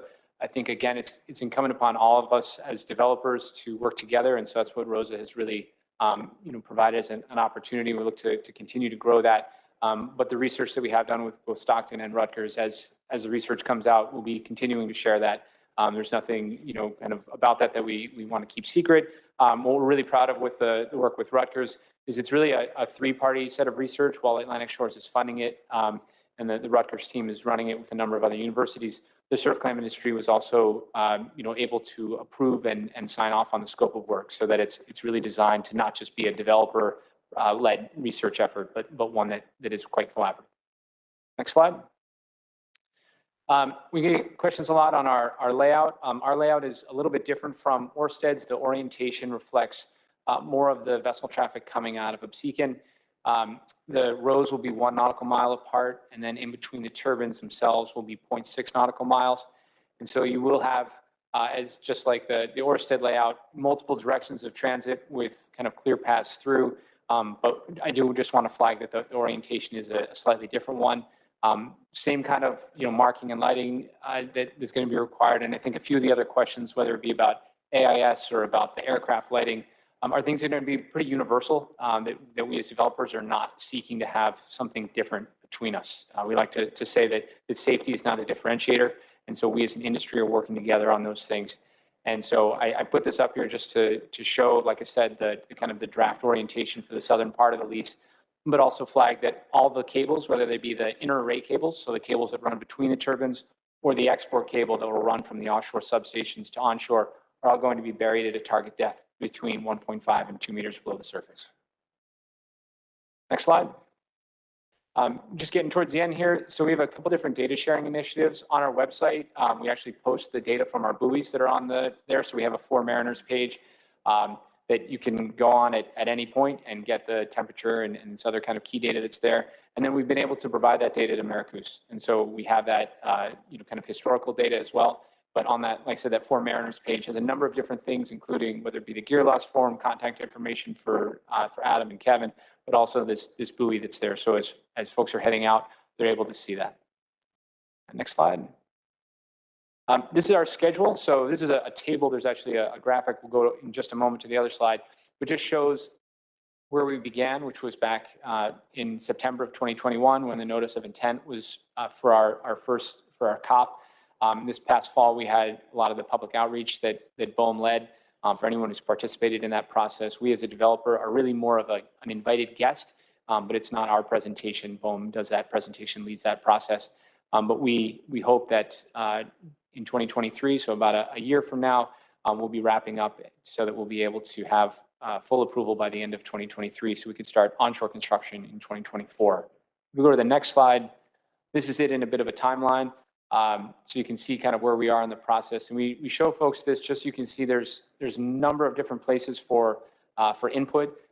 We don't really expect from the fishing community that you're going to wait for one of those key times or that you're going to be shy. And that's really where Kevin and Adam in their roles as fishery liaisons and our fisheries reps, and Kevin with his fishery liaison role, is really there to gather input kind of around the clock. There's certain things that we're going to be able to potentially change and certain things we won't. But we do want to have those open lines of communication. I think with that, we got one last slide. So all of our contact info that I'm sure you guys have for Adam and Kevin and then myself. So that's it for slides. I'm happy to take questions. So thank you. Yeah, thank you guys very much for your presentation. Let me look around the table here and see if anyone has any questions they'd like to ask. I've got Wes Townsend. Quick question. You said the turbines are going to be a mile apart and then 6 miles or 0.6 of a mile between them. So you're going to have rocks about 0.2 of a mile from the towers. Did I understand that correctly? I didn't mention anything about the rocks, but so the rows, if you were coming out of Obsequion, would be spaced a mile, and then along the rows, 0.6, as you said. The rocks are probably only going to come out between 1 and 200 feet. So the rocks are not going to be out well in between those rows. It really will depend. There's, as some of you very well know, there's different parts of our lease area that have different types of currents and sand shifting. And so some areas you might have rocks out to 200 feet, and some you might just have 100 feet out. Okay, thank you. Wes, you good? Okay, any other members of the council have any questions?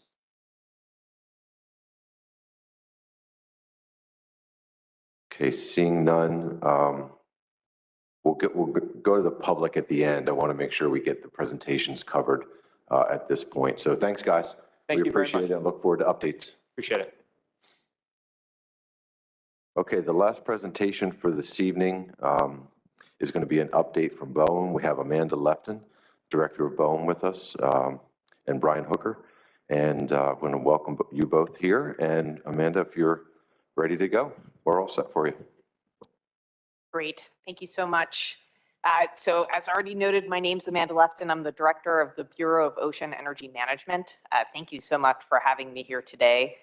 Actually, as we begin to travel again and come out into the world at BOEM, I really wanted to make sure that some of the first discussions that I was having was really with the commercial fishing industry and the recreational fishing industry, and really trying to get out and join these council meetings as much as possible. So I'm just grateful for the opportunity to be here with you today, and really look forward to future conversations, not only with the council, but of course with the important members of the public that have an important perspective that I'm really looking forward to hearing more of. As already noted, I'm joined by the great Brian Hooker, who's sitting here, who will help answer questions as they come up. I'm sure we'll have some. And also, we have a really wonderful team here from BOEM today that participated in an open house. And I want to thank them for being here, and also thank the members of the public that joined us and had some discussion with us throughout the day today. And I truly look forward to future conversations. I think we learn so much from each other when we're able to have those candid one-on-ones. So I'm just very grateful for the conversations we've had earlier. And I just want to reemphasize that fishing communities and fisheries have been really critical to the offshore wind development process from the beginning. And we're really focused on continuing this engagement and robust dialogue. And as the director of BOEM, it is a priority of mine that we really enhance that engagement moving forward. So just again, appreciative for being here today. The next slide, please. So we're going to talk about a few topics here today. I'm here to give you sort of an overview and update of BOEM activities, and then I'm glad to answer any questions we might have. We'll discuss the recent New York Bight lease sale, the upcoming call for information and nominations for the Central Atlantic, the offshore wind fisheries mitigation guidance development process, as well as briefly touch on the Federal Survey mitigation implementation strategy. Next slide. So, first I want to note that following the final sale notice, we did hold a meeting that some might have participated in on January 19th, where we talked about the proposed and the final sale notice for the New York Bight. And I'm emphasizing it here for two reasons. One, I think it was actually a really good and important conversation that we had that we recorded. So we actually have the recording up on our website, and you can see the link right there. But also, really, the purpose of that meeting was to provide an opportunity to let the public know and ocean users know really what we did with the comments that we received. We really tried to have a robust stakeholder engagement process and ocean user engagement process.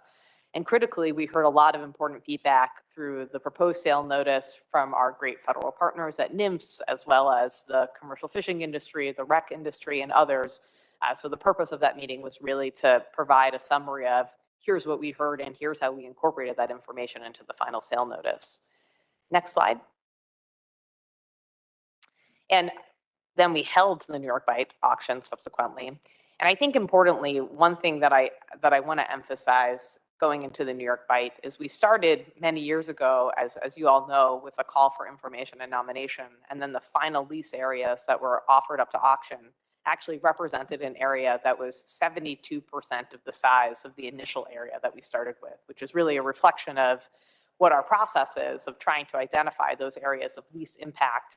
And I believe we really did work to find those areas within the wind energy areas identified over the years from BOEM that were least impact based off of the good feedback that we heard from many of you.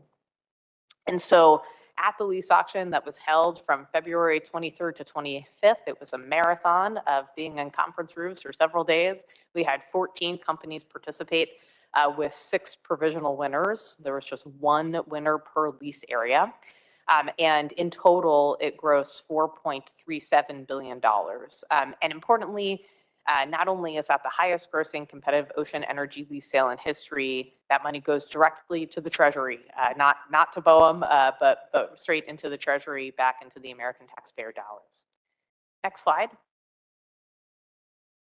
You know, there were a number of new things that BOEM did, both in this process and really specifically in our lease stipulations for the New York Bight.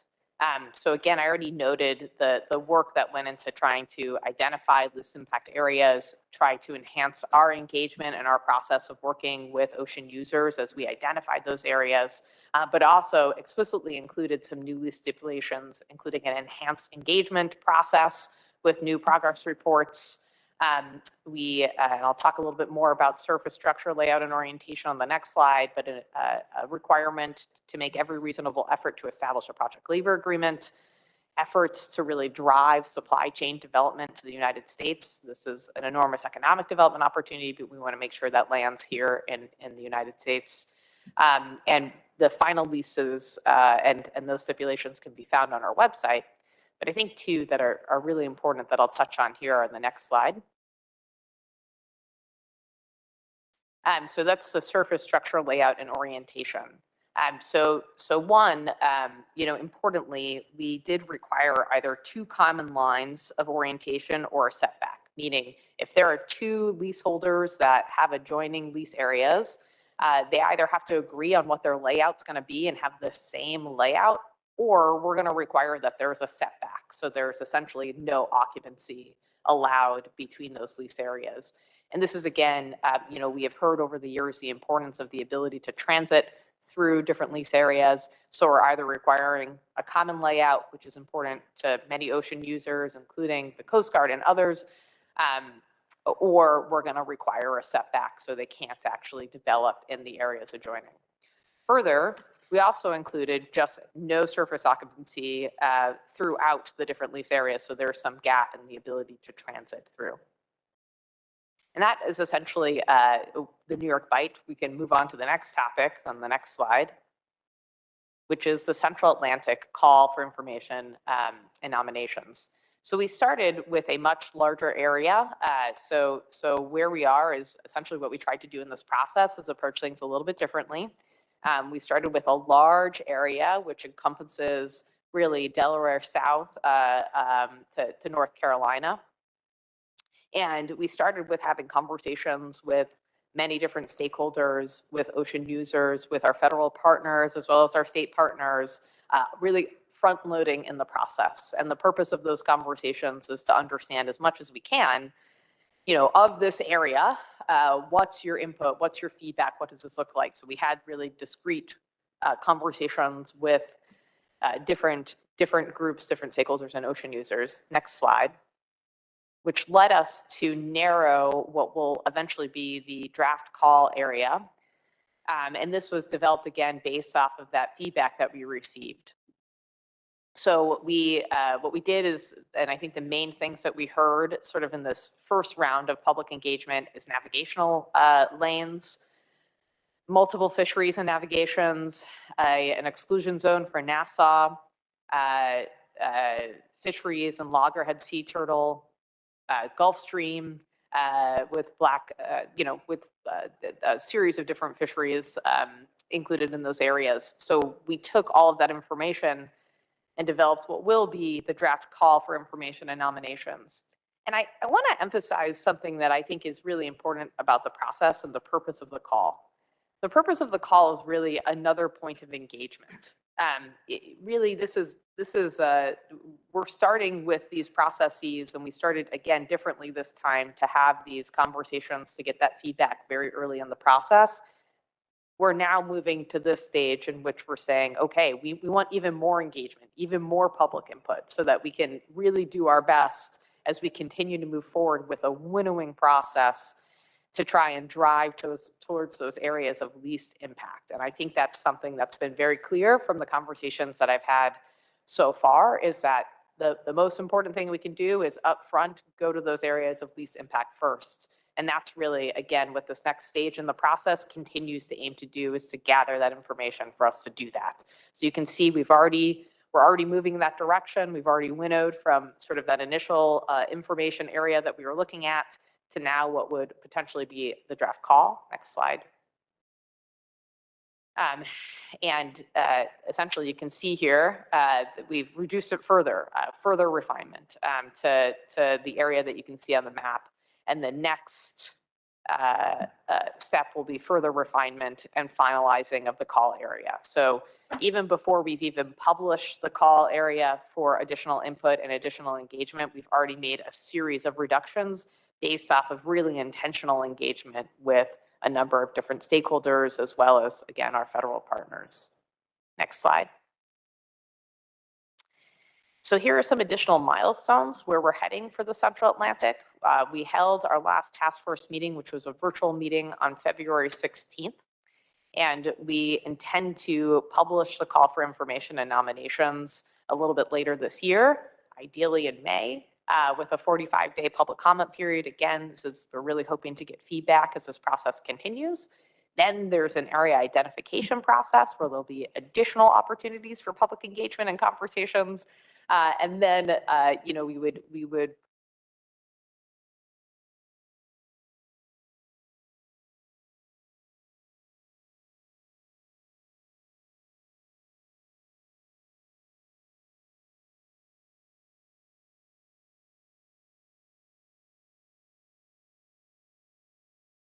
Is it something I said? Too much engagement. We also get that a lot too. I know it's a delicate balance, but in any case, you can sort of see where we're looking to head as we continue to really do our best to engage multiple constituencies, ocean users, our partners in state and federal government, as well as tribal nations, with the possibility of holding an auction in Q3 of 2023. So we have a long road ahead. We're really truly in the middle of the process to try and drive towards those areas of least impact for the Central Atlantic. Next slide. Something that we've heard a lot about that is critically important to us at BOEM is ensuring that we have a consistent and transparent approach for fisheries mitigation. What we've seen so far is we've seen states taking leadership on this issue, which has been incredibly important and valuable. And now, at the request of states, as well as the fishing industry and developers, frankly, I think everyone has aligned around really the need to ensure that we have a consistent and transparent approach for fisheries mitigation. Many of you have participated in some discussions about this already. This is not news to you. But really, earlier in the fall in 2021, we published a request for information to really get the public's input on what a fisheries mitigation strategy, for specifically what guidance should look like. We received over 100 comments, really talking about our general approach, project siting, safety measures, environmental monitoring, and financial compensation. And from my perspective, I think it's really important that as we approach fisheries mitigation, we're truly looking at the entire mitigation hierarchy. We're really first looking to see how we can avoid, if not then minimize, and if not then compensate for any losses that are realized through the offshore wind development process. And I say that because, I know that truly at the end of the day, none of us, the commercial fishing industry, BOEM, our partners and other federal agencies, want to see impacts. I think the focus should always be on avoid So as we look at this process, we're really looking at that whole hierarchy of how can we, at a high level, at least capture really the need to continue to focus on avoidance and minimization. And then if that's not possible, ensure that there is a clear and transparent structure for compensation. And the way in which that process will work, the way that BOEM has authority is under OXLA, the Outer Continental Shelf Lands Act, that gives us the ability to impose mitigation if there are impacts that are realized, and NEPA through an environmental impact statement is where we would identify those. So we are working with the authorities that we have and working in close partnership with our partners to develop that fisheries mitigation guidance. And importantly, that draft will be coming out for public comment and for continued conversation, and we're going to have some stakeholder meetings. And in fact, I want to remind everyone that that's my next slide. Never mind. My notes have misguided me. But we will present the draft guidance when it's available. And we are very glad to do that to any specific groups, or if there's interest in this, please don't hesitate to reach out to the great Brian Hooker, who can facilitate some additional discussion about what that's going to look like. Next slide. We are also, oh, I'm so sorry. Here's the timeline for developing this. So as you can see, we've already completed some general conversations to inform the draft guidance. We've had conversations with the fishing community, with developers, with other stakeholders to inform that draft guidance. We are working now on going through the comments that we've received and really trying to put together an initial draft. We're working in consultation with our great partners at NOAA NIMS, the state fisheries and coastal management agencies, and technical experts to really further refine and develop that draft guidance. And then in early spring, we'll expect to put out that draft guidance for public comment, and we'll have additional conversations, because I think that would be of critical importance as we continue to get feedback before we issue the final guidance in the summer of 2022. And really a note on this timeline, as many of you know, we have multiple construction and operation plans or projects that are under review now. And it's of critical importance to me that we have this guidance, or at least the draft guidance, in place so that as we continue through that EIS process, we're beginning to incorporate that as quickly as possible, because we know that this is a high priority, and we really want to make sure that we are incorporating it into these project reviews that are currently ongoing. You can find the information and more information about this again on our website, which is on our slide that is up currently. Next slide. And so with NOAA NIMF's great leadership, BOEM is partnering with them on a draft implementation strategy to address federal surveys. Obviously, federal surveys are of critical importance to everyone here in this room, as well as, of course, NOAA NIMF's. So we've developed with them in partnership an implementation strategy which describes NOAA Fisheries and BOEM's cooperative approach to mitigate impacts of offshore wind energy development on NOAA fisheries surveys. This is really specific to the Northeast United States, but it can also, of course, serve as a model for other fisheries regions. We've held, we held one and have rescheduled another fisheries survey mitigation webinar. So just as a reminder to everybody, due to some technical difficulties that we've had, the second webinar has been rescheduled for Monday, April 11th from 5 p.m. to 6:30. So that can be found, that information, on the NOAA's Fisheries events page, where you can sign up to register for that. And we are hoping to get public comment on the strategy by May 6th. So that's the end of my presentation, but before we close and I answer any questions that you all might have for me, and happy to stay and hear the public's perspective as well, I just want to again really emphasize how important it is that we continue to have collaborative dialogue and really work together. I really believe that we can create a solid foundation and build strong relationships to ensure that as we continue to move forward to review offshore wind projects, that we do so in a manner that really uplifts and hears the perspective of the fishing industry. So in order to make that happen, I know that having honest dialogue and frequent communication is really critical. And I'm just really pleased to be able to be here with you today and look forward to further conversation, and will make myself personally available to continue those discussions to ensure that we can work together so that we can have a thriving fishing industry as offshore wind continues to move forward. So thank you so much for your time today. I appreciate it. Yeah, thank you very much, Amanda, for your presentation. Let me look to the council, see if there are any questions. Dewey? Yeah, thank you. Could you go to page or your slide number 9, please? And these fall areas here, it's what's last of the dwindled down from a bigger picture. Is that correct? That's correct. These are not, I want to emphasize though, these are not wind energy areas. This is simply another smaller area that we're putting out to public comment on to get even more information so that we could further reduce these areas. Okay, so they get a lot smaller. They are going to get smaller, yes. Okay, nothing would be probably helpful in the future is if you, because when you come to fishermen, we look at bathymetrical charts. Right.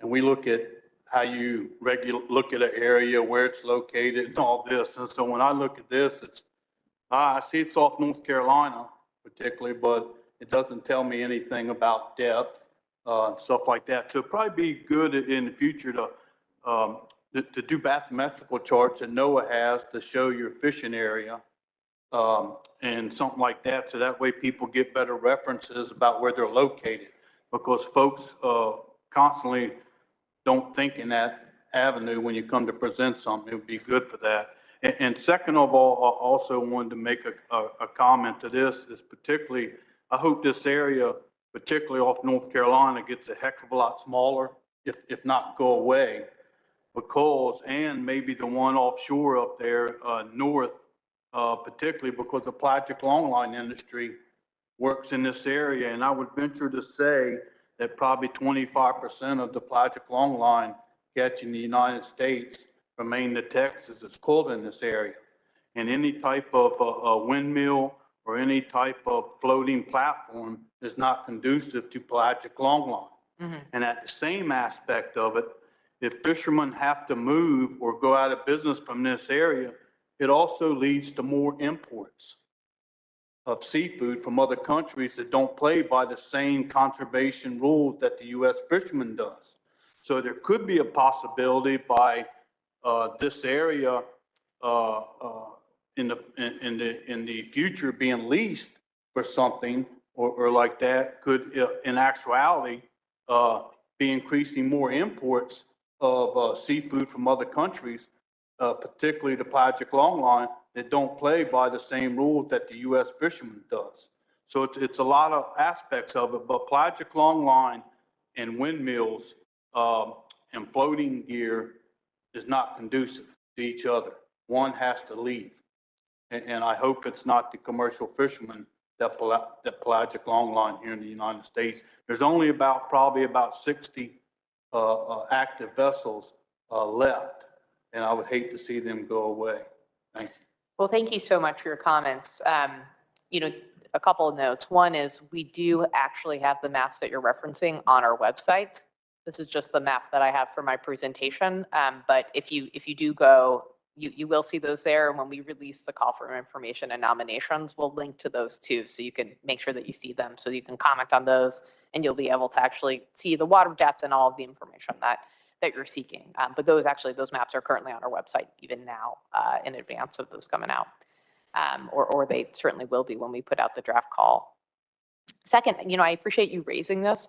This actually came up in our conversations, and actually this is the first area in which this specific gear type was raised for us. So it is something that has been raised and a conversation that we're having internally, and I think we should continue the discussion about it so that we can figure out a way to deal with those, because again, I think the goal is to continue to have these industries coexist, not do certainly without them. So we will continue to consider those comments that we received. I appreciate you raising them here today and look forward to more information from you and your colleagues when we put out the draft call too. Okay, thank you. Peter Hughes. Thank you, Mr. Chairman. Thank you, Amanda. I look forward to meeting you later on today. I thought I heard you say earlier that the latest lease auction raised $4.37 billion. That's correct. That goes to the Federal Reserve or where? To the Treasury. To the Treasury. Government. Yeah. Okay. How do we implement a program to earmark some of that funding to underwrite all of the scientific research needed to support hypotheses and conclusions and assumptions and all of that scientific research that we need done? You know, Peter, it's a great question. I'll say two things. One is, you know, we have a high value on science and traditional ecological knowledge to inform all of our decision making. It is foundational. We have an environmental studies program at BOEM that is guided by really our regulatory needs as well as robust public input to ensure that that is a program that really suits the needs of our constituencies as well as the decisions that we're making. Am I echoing? A little bit of an echo. Decisions that we're making. We also rely on our partner science, such as NOAA NIMFs, as well as other institutions. Is it getting better? Yeah. Okay. So I'll to say it's critically important that we do the science. I agree with you. And I believe it would take an act. I don't believe it will take an act of Congress to do what it is specifically that you're asking. I'll leave it there. so just as a follow-up, how can I help? I think we'll talk offline. Thank you. Thank you. Next, Eric Reed. Thank you, Mr. Chairman. So. Eric, it's nice to see you in person and not on a screen. Okay. Well, here I am. I'm much taller in person than I am. I haven't seen you stand yet. I'm told I'm not. That's okay. No problem. So Peter brought up money, so I want to talk about money. When it comes to compensation and mitigation, have you figured out how the money's going to get to the industry? Because BOEM can't handle money, so what's the mechanism there? How's that going to work? So it was certainly, it's a question that comes up in the context of the fisheries mitigation and guidance, right? You know, I think our expectation is, you're right, we don't have the authority to administer funds. NOAA NIMFs doesn't have the authority to administer these funds. So, you know, as of now, and Brian can jump in and correct me and save me if I say something wrong, but, you know, ultimately we're going to require, as part of the COP, that the developers do this compensation. Is that, Brian, is that right? Anything you want to add? Okay. Come on, you're the great Brian Hooker, Brian. Let's have it. Come on.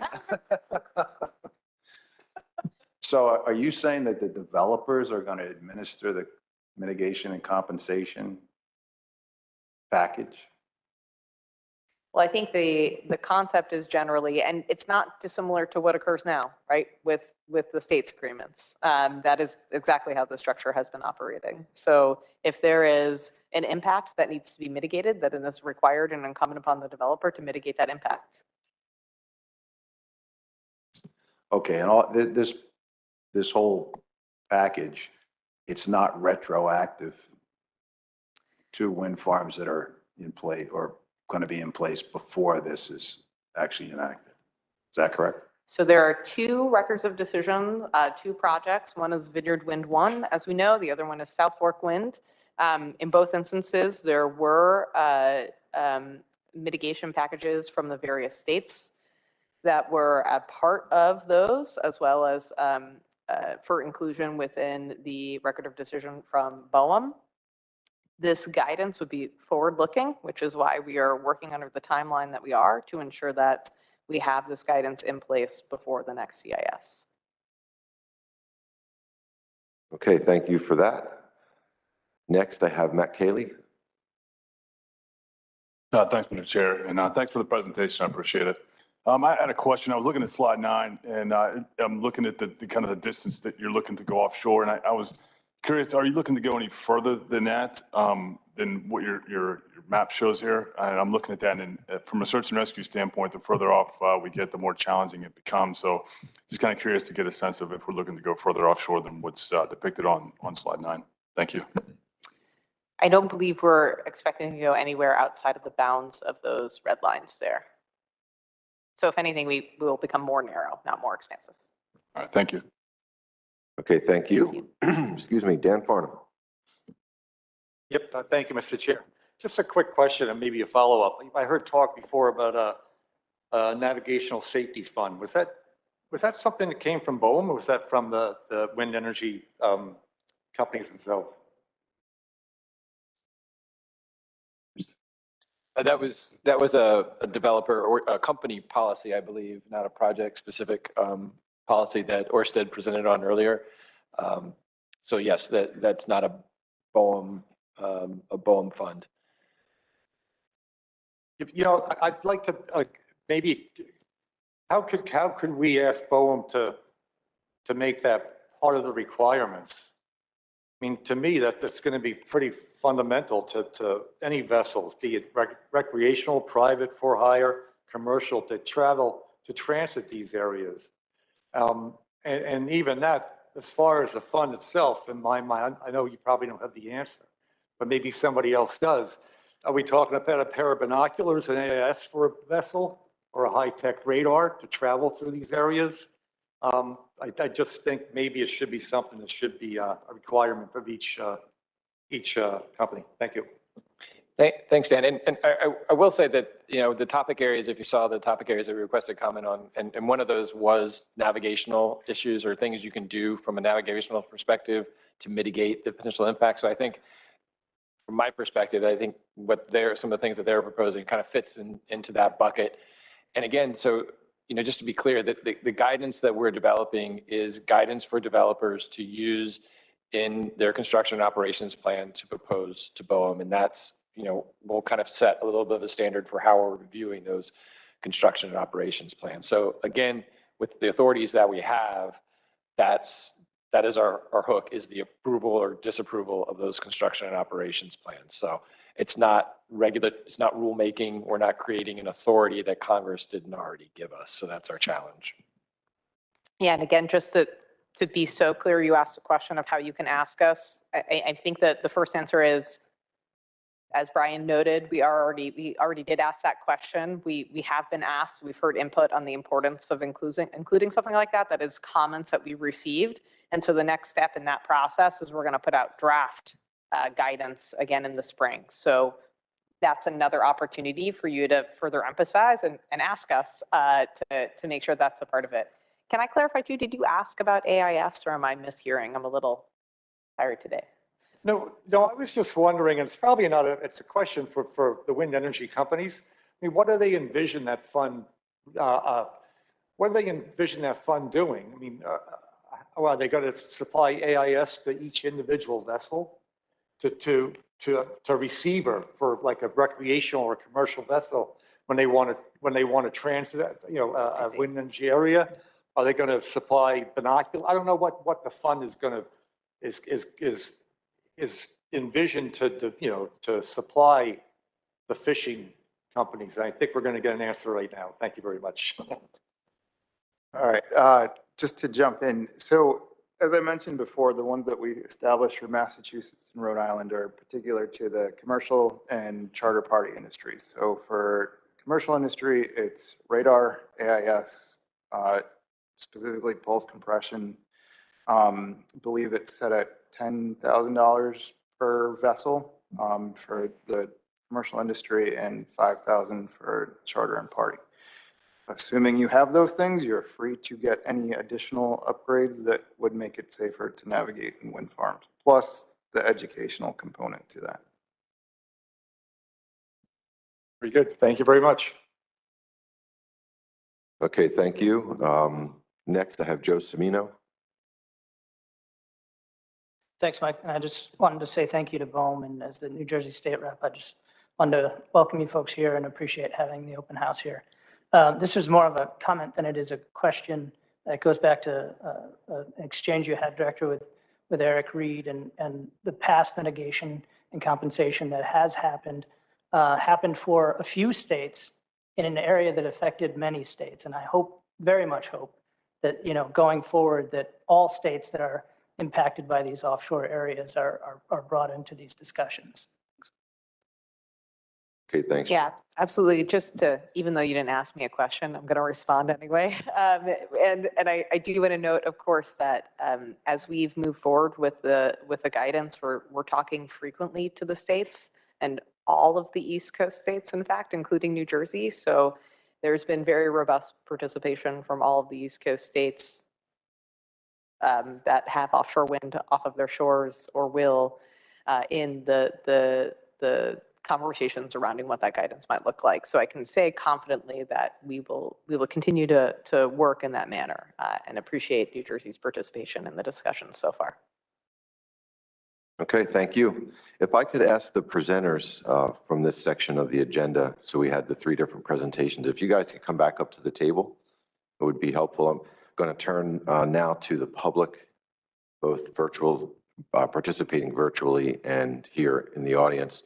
There might be some questions or comments for anyone who is presented here this afternoon. So I'm going to go back and forth between in the audience and online. The first hand that came up is Jeremy Firestone.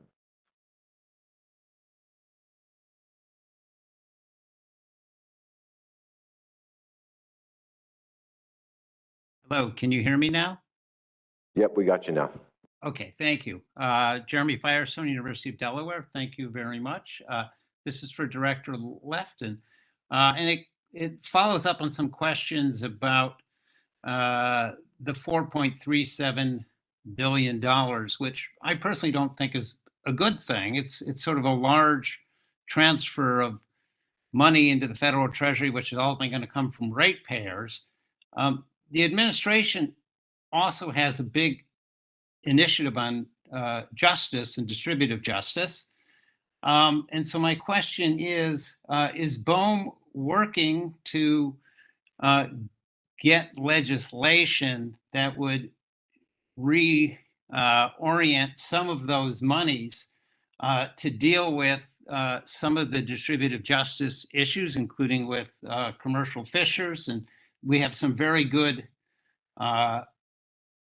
examples like the Gulf of Mexico Energy Security Act. There are community impact funds for areas that border mineral extraction areas on the federal lands. And then we have Senator Whitehouse's RESA bill. So that's my question. I mean, we do have these impacts and we've got a lot of money. And instead of sort of hoping that we might get money from a developer, why don't we use some of these large revenues that we have?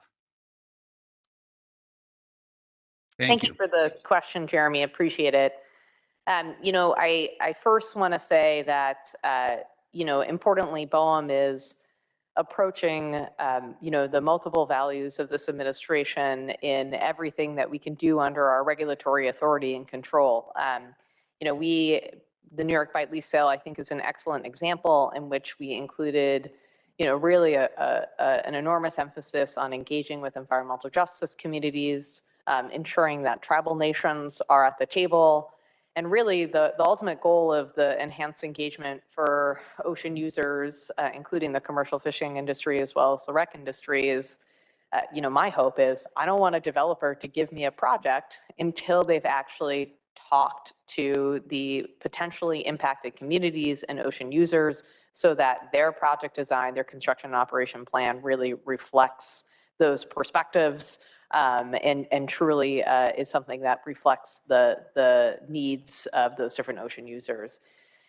Additionally, we included new stipulations like requiring a project labor agreement, as well as new incentives to establish a domestic supply chain and some reporting requirements around supply chain. Because again, it's critically important that we utilize the tools in our toolbox to drive towards the multiple goals of this administration and the priorities we have here at BOEM for least impact and responsible outer continental shelf energy development. And really ensuring that we are moving forward with enhanced and robust engagement for different ocean users. In addition to that, we talked already about the fisheries mitigation guidance that we're moving forward with and really ensuring that we are doing what we can within our authority and our regulatory abilities to ensure that we're really thinking about these issues and really seeking to address them as robustly as possible. You're asking about something that is within Congress's control, and BOEM does not have the authority to establish new laws. So there are, you're right, proposals that are out there, and BOEM's role essentially is to provide technical assistance when asked with respect to those things. Yet still, we're going to continue to remain focused, and we're going to continue to influence what we can with what we have the legal authority to do. And we're going to continue to ensure that we're focused and marching in the right direction. Okay, thank you for that.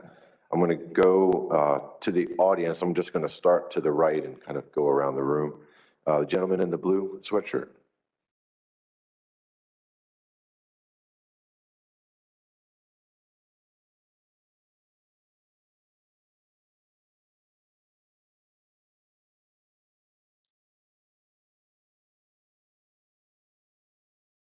Do you want to share our mic?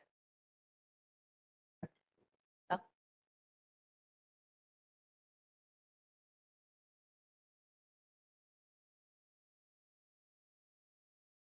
Hello, my name's Joe Wagner Jr., Black Sea bass, lobster, conch fisherman, second generation in Cape May, New Jersey. My concerns are with Ørsted and US Wind.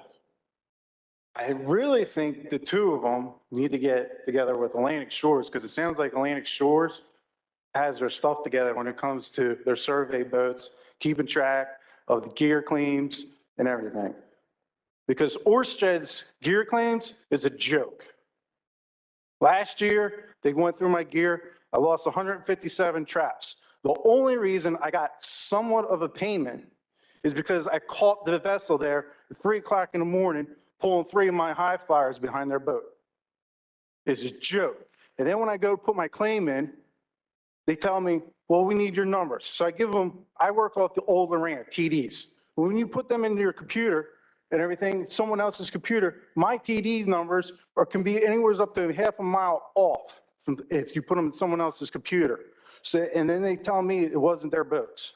Their boats constantly turn their AISs off when they know a fishing vessel's working in the area. They do not answer the radio when you call them.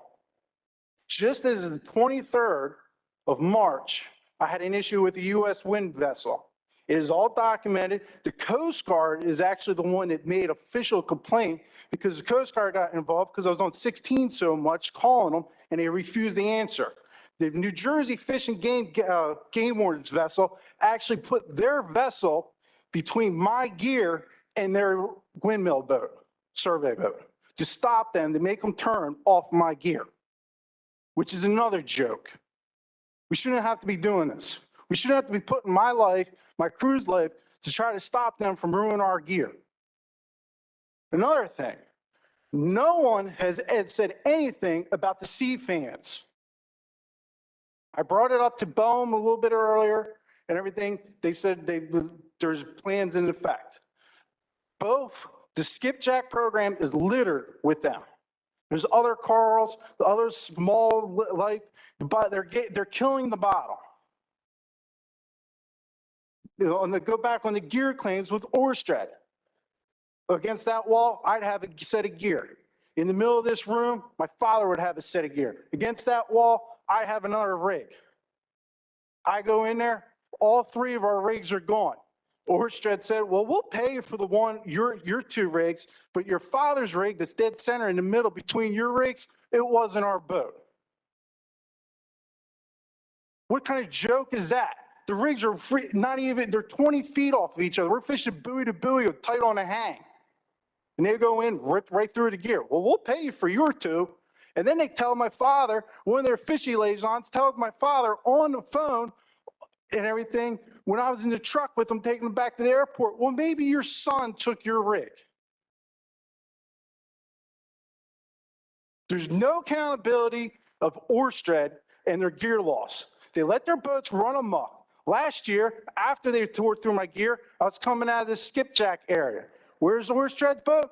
5 miles out of the survey box. Call them on the radio. The only reason they answered me because they thought I was a sport boat next to them, because I didn't tell them I was a fishing vessel.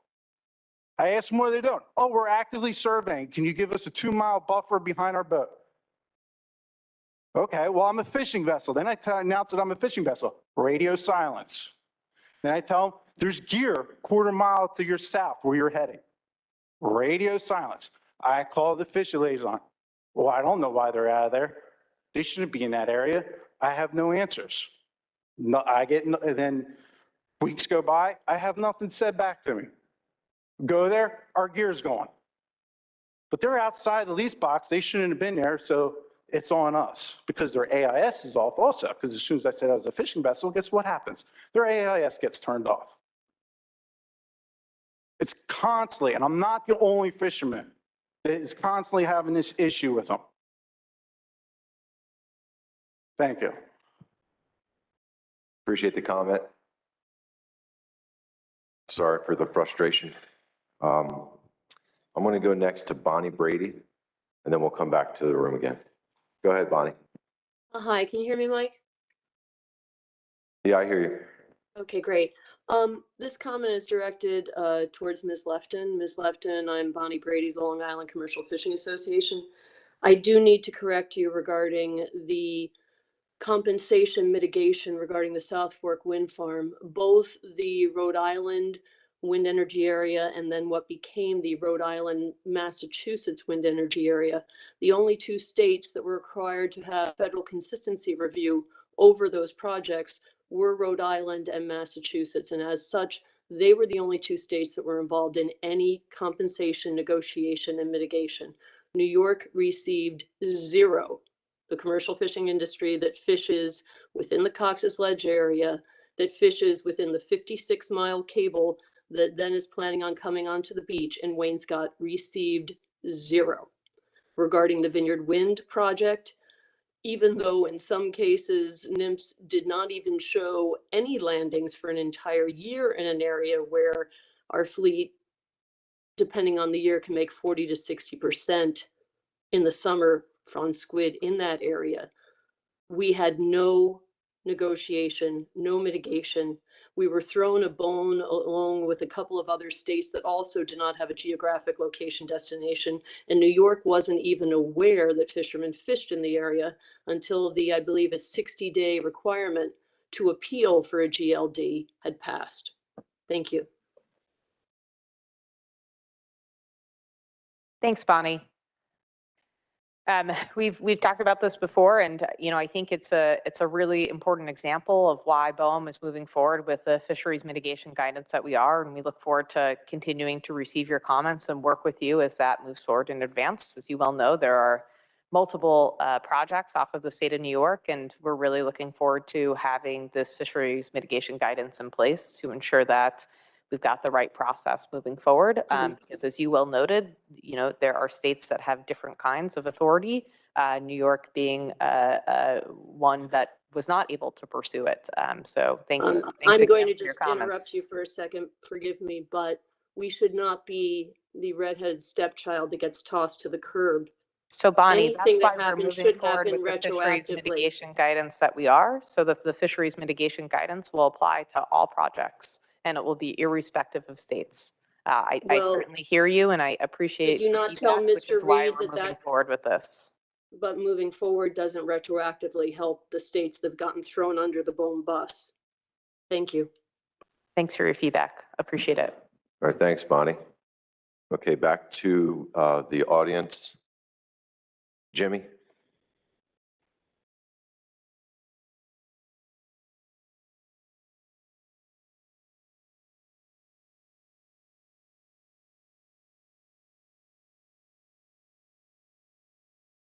All right, I'm Jimmy Holland, conch fisherman out of Ocean City, Maryland. I'd like to address the council, BOEM, and I see we have a representative from the Coast Guard. My biggest question is, I'm as a fisherman, I'm held responsible for my actions through the National Marine Fisheries. Who is holding the wind farms accountable? I call up the Coast Guard blames BOEM. I call National Marine Fisheries, they blame the Coast Guard. We need, or us as fishermen need somebody that we can call when the windmill people go through, destroy our gear, they take up our fishing bottom, they push us out of the way. We need somebody that we can call and say, hey, this is what's happening. When we have an incident, I call the Coast Guard blames BOEM. When I call Brian blames the Coast Guard. You call National Marine Fisheries, they tell you to go to the Coast Guard and BOEM. So in this process, we're just getting started in this windmill thing. We got a long time ahead of us. We need to figure out right now who is going to hold the wind farms accountable for their actions. I have a gear claim in since October. I filed it 3 times now. I've not heard a word from U.S. Wind as to whether they're going to pay my claim, whether I got to get a lawyer. I had a claim with Orsted 3 years ago, never got paid. I tried to take them to court. Obviously, they got a lot more money than I do, and nothing ever happened from it. Another thing that we're having, U.S. Wind, we made a deal in January that we would give up 3 different areas of our conch bottoms so that they could do their surveys as long as we could have Area D in April. I was promised by Ben Cooper that we would have Area D for the whole month of April. They said, I contacted them around March 15th. They said, we've got the 1 survey boat's going to need a couple more days past in the month of April to finish up. They'll be done like April 5th or whatever. I said, that's no problem. We can work around that survey boat.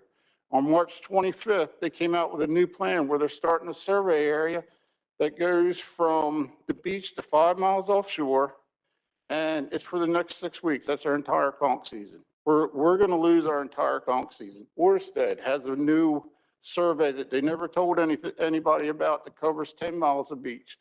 So for the month of April and half of May, we lose 90 square miles of bottom. Where are we supposed to go to work? You know, I've been doing this fishery for 14 years. Now I'm being pushed out of my historical area. I get no retribution. I just get screwed. I get pushed out of the way. They're like, well, go fish in another area, or we'll try to work around your pots. Well, obviously they can't work around my pots because every time they get near my pots, they destroy them. I don't get any money. We need to look at, you know, how the fishermen are going to be reimbursed for losing their bottom. You know, I said to them, I said, if you guys got to do the survey so bad, pay me. Pay me to sit at home or go to a different area. That's not an option. They offered to pay me $500 for fuel a day to stay away from the survey area. Big deal was $500. You know, the fishermen are getting screwed in this deal, and U.S. Wind and Orsted, they just bully through it. They don't care about us. We complain. I complain to you. I've complained to everybody. Nobody listens. You know, it's really frustrating. We've been here forever. The commercial fishermen's been here forever. We're providing food for all the people. During COVID, man, we were heroes. We sucked down. Nobody cares about us anymore. You know, the fishermen need to be represented. We're not represented one single bit. You know, every time we have a problem, I got to call the senators, and that's the only way we can get any action. They need to be held accountable for their actions. I feel like BOEM should control what they do. You guys hand out the permits. You know, they should be held accountable for their actions. I mean, who do I speak to when we have a problem? Who do I call? Who's their boss? Who finds them if they run through all my gear? You know, who do I call, Brian? You just say, oh, call the Coast Guard, right?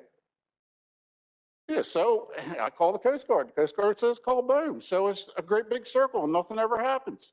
And this is what's been going on for the last 3 years when Orsted started surveying. Nothing ever gets accomplished.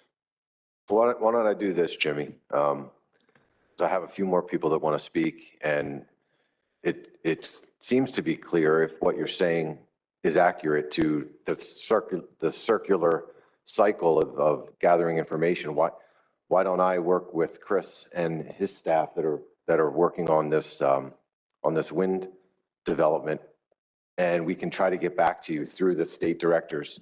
Well, I understand. I mean, that's great, Mike. I really, but like you said in the meeting, your hands are tied. You can help, but your hands are really tied because it's a federal level. Right, and I've told you and others before that, at the state level, so you and I. You do great at state level. We try to keep you guys talking and communicating, but at some point, the state agency can't. Exactly. We can't make it happen. Or maybe Amanda has a thought. Well, I was actually just gonna, so notably it's in state and federal waters. So Jim and I talked a little bit before coming in here, as well as talked to Joe and some others, which I really appreciated. And first I want to say thank you so much for coming up and for talking to me and also for providing your comments here today. They're of critical importance. And so I understand it's in state and federal waters that this is occurring. And I think, we need to have more conversations to ensure that, we totally understand what it is that you're raising. And, I just appreciate you raising it. It's a valid concern. And it's something that I'm really committed to talking to Coast Guard about, as well as our other federal partners and circling back with you on. As of now, that, of course, this is incumbent upon the developers. They have these plans in place for a reason. They have these gear compensation programs. If we're hearing from you that there's something that's not functioning right, which you explained to me today, it's certainly something that we want to understand further and talk to the Coast Guard about and just ensure that there are clear roles and responsibilities moving forward. So thank you again for raising it. I really appreciate it. It's good to hear your comments. And I'd just like to make one last comment is that when we're, like US Wind's got 125 square mile lease area, Orsted's got basically the same thing. When these windmills start going into the ground, when they're doing all the survey work, you're taking every fisherman that should be fishing in that 125 mile square area for both wind farms, and you're putting us all on top of each other. So we're losing all this fishing bottom, and we're catching up all the conchs, fish, whatever, that's in that area. We're overfishing that area because the wind farm people are making us fish in a certain area. Instead of the whole fleet being spread out, we're all on top of one another. And my last comment, and then I'm done, is that instead of doing the science now, the science should have been done before any of this surveying work started. The surveying work is killing the bottom. I've got videos from 3 years ago when Orsted started their survey work. There's no conchs, there's no spider crabs, there's no invertebrates, there's no sea lice. When they go through and they pound on the bottom for hours and hours and days and weeks with their survey gear, the bottom is dead. It's all gone. The crabs leave, the fish leave. The stuff that lives in the sand that can't leave just dies. And this needs to be studied right now, not years from now. It needs to be studied now and stopped before we don't have any bottom. Thank you. Yeah, thank you, Jimmy, for your comments. Appreciate it.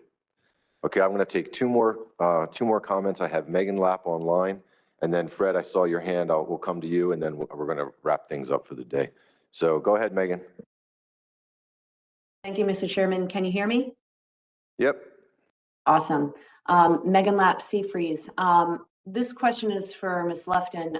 It actually doesn't have to do with offshore wind, but it has to do with another webinar that I participated on last week, a BOEM webinar to do with deep sea mining in federal waters off of Virginia, Delaware, Maryland, North and South Carolina. And there's apparently an initiative going forward with BOEM to mine heavy metal sand, particularly off of Virginia, that contains radioactive material.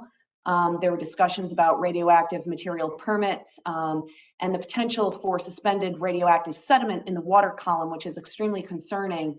And so my question is, does BOEM plan to engage with the Northeast Fisheries Science Center, as well as GARFO, as well as the Mid-Atlantic Council on these issues? Because if these permits are issued and radioactive sediment does get suspended in the water column, that can affect the quality, obviously, of the seafood that we would be providing to the American public. So what kind of levels of coordination does BOEM expect on that moving forward?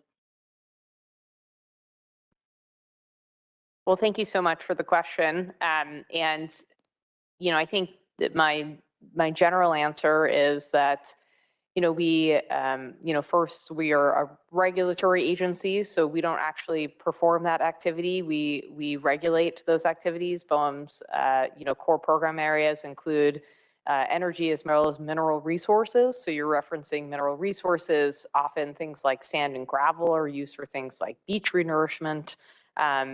And then there are other kinds of minerals, such as critical minerals, in which there is not any mining for in the Outer Continental Shelf managed by the federal government.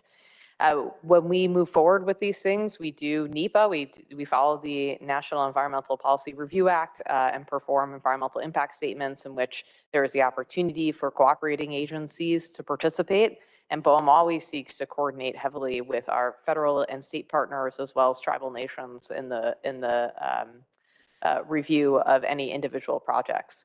The one you're referencing, I'm not specifically familiar with, so I'm going to go do some more understanding and research for what it is that you're referencing.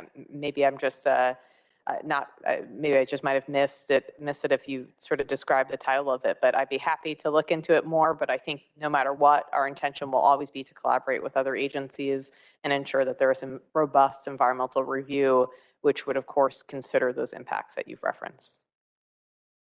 Okay, thank you. Thank you. Yeah, if you can, coordinate with the appropriate agencies as well as councils sooner rather than later. The webinar was a pretty state-centric with BOEM webinar where, I'm so sorry. quite a few folks were not. Was it a critical minerals webinar? It was on critical minerals? No, it was deep sea mining. Okay, so deep sea mining, so sometimes people use them interchangeably. I just want to note that what BOEM is doing with respect to critical minerals or deep sea mining now is really doing science and understanding impacts and working closely with other federal agencies, including NOAA. And that coordination is already occurring. We also work very closely with USGS, as well as other partners. And really, we're starting from a baseline of understanding what that would mean and what that would mean for the marine environment. We're not in a position in which we're advancing deep sea mining at this time. At this moment, we are doing the necessary science and ensuring that there's robust environmental review. That is actually our intention and how we are moving forward in our strategy as of now.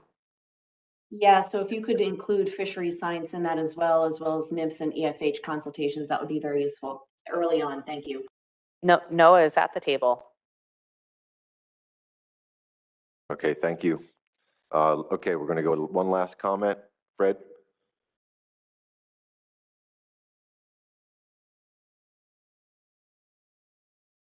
Thank you, Mr. Chairman. I'm Fred Akers from the Greater Harbor Watershed Association, and I just wanted to check the status of the cable burial depth standard, if that has been established or what the status of that is. I do not know that, but I can look around the table here. If anyone has any thoughts on that, Brian? BOEM has a target burial depth of 6 feet, 2 meters, but it can vary depending on what type of, seabed environment that you're talking about. If you can't achieve burial depth, there are ways to protect that cable with cable protection measures and so forth. I don't know if any of the developers want to comment directly on some of their findings in their geophysical surveys for the area that you're talking about in particular, but that's a general approach is it's to try to achieve at least 6 feet of burial. But I don't know, Orsted. Yeah, I can just provide a little more context. So there's a number of pieces of information that feed into our target burial depth. So if you read the construction and operations plan for Ocean Wind 1, our target burial depth ranges from 4 to 6 feet. And that is based on our cable burial risk assessment, a cable burial plan, which essentially looks at risks that could affect the cable and seabed mobility, to name just a few items. Okay, thank you for that. I want to thank the presenters, everyone that was here today to update us on projects and development, as well as BOEM, to provide us their thoughts. So that concludes our business today. So I'm going to excuse the panel, if you want to call it that. Rick Robbins, former council member and council chair, had asked just for 1 minute to make a couple quick comments, and then we're going to recess for the rest of the day. How you doing, Rick? Good, Mr. Chairman, and thank you. I'll be quick. I appreciate just a quick minute. As Marine Affairs Manager for RWE, just wanted to let the council know that together with National Grid Ventures, RWE has formed a joint venture for the lease for OCS A0539. That's the lease that's right in the middle of Hudson South. And I will look forward to keeping the council updated about the project. And also I'll be reaching out to understand your concerns and get your input as we move forward. We're at the very beginning of the process. And we'll work with the council to determine the appropriate cadence for updates so that we can keep the council informed and get input. We are on the front end of our outreach efforts, but they're underway, and we look forward to getting a lot of detailed input from fishermen here in New Jersey and in New York and throughout the range of the fisheries that intersect with the project area, which are predominantly sea scallops and surf clams. And we look forward to continuing to work with those industries to get the detailed information about those fisheries in that area so that we can inform the process appropriately. But appreciate the opportunity this evening just to introduce the project, and we'll look forward to working with the council to provide an update as appropriate when you're convened in New York, and look forward to going from there. But thank you very much for the opportunity. It's great to see everybody in person today. So appreciate the opportunity to introduce it. Thank you. All right, thanks so much, Rick. Okay, that concludes our business for today. I'm going to turn the mic over to Chris, who's going to give us an update or give us some information about hospitality. Thank you, Mr. Chair. Council hospitality will be in a large, open, airy room, 4th floor of the hotel. The room number is 490. 490. Everyone's invited. Thanks. Okay, we're done till tomorrow morning.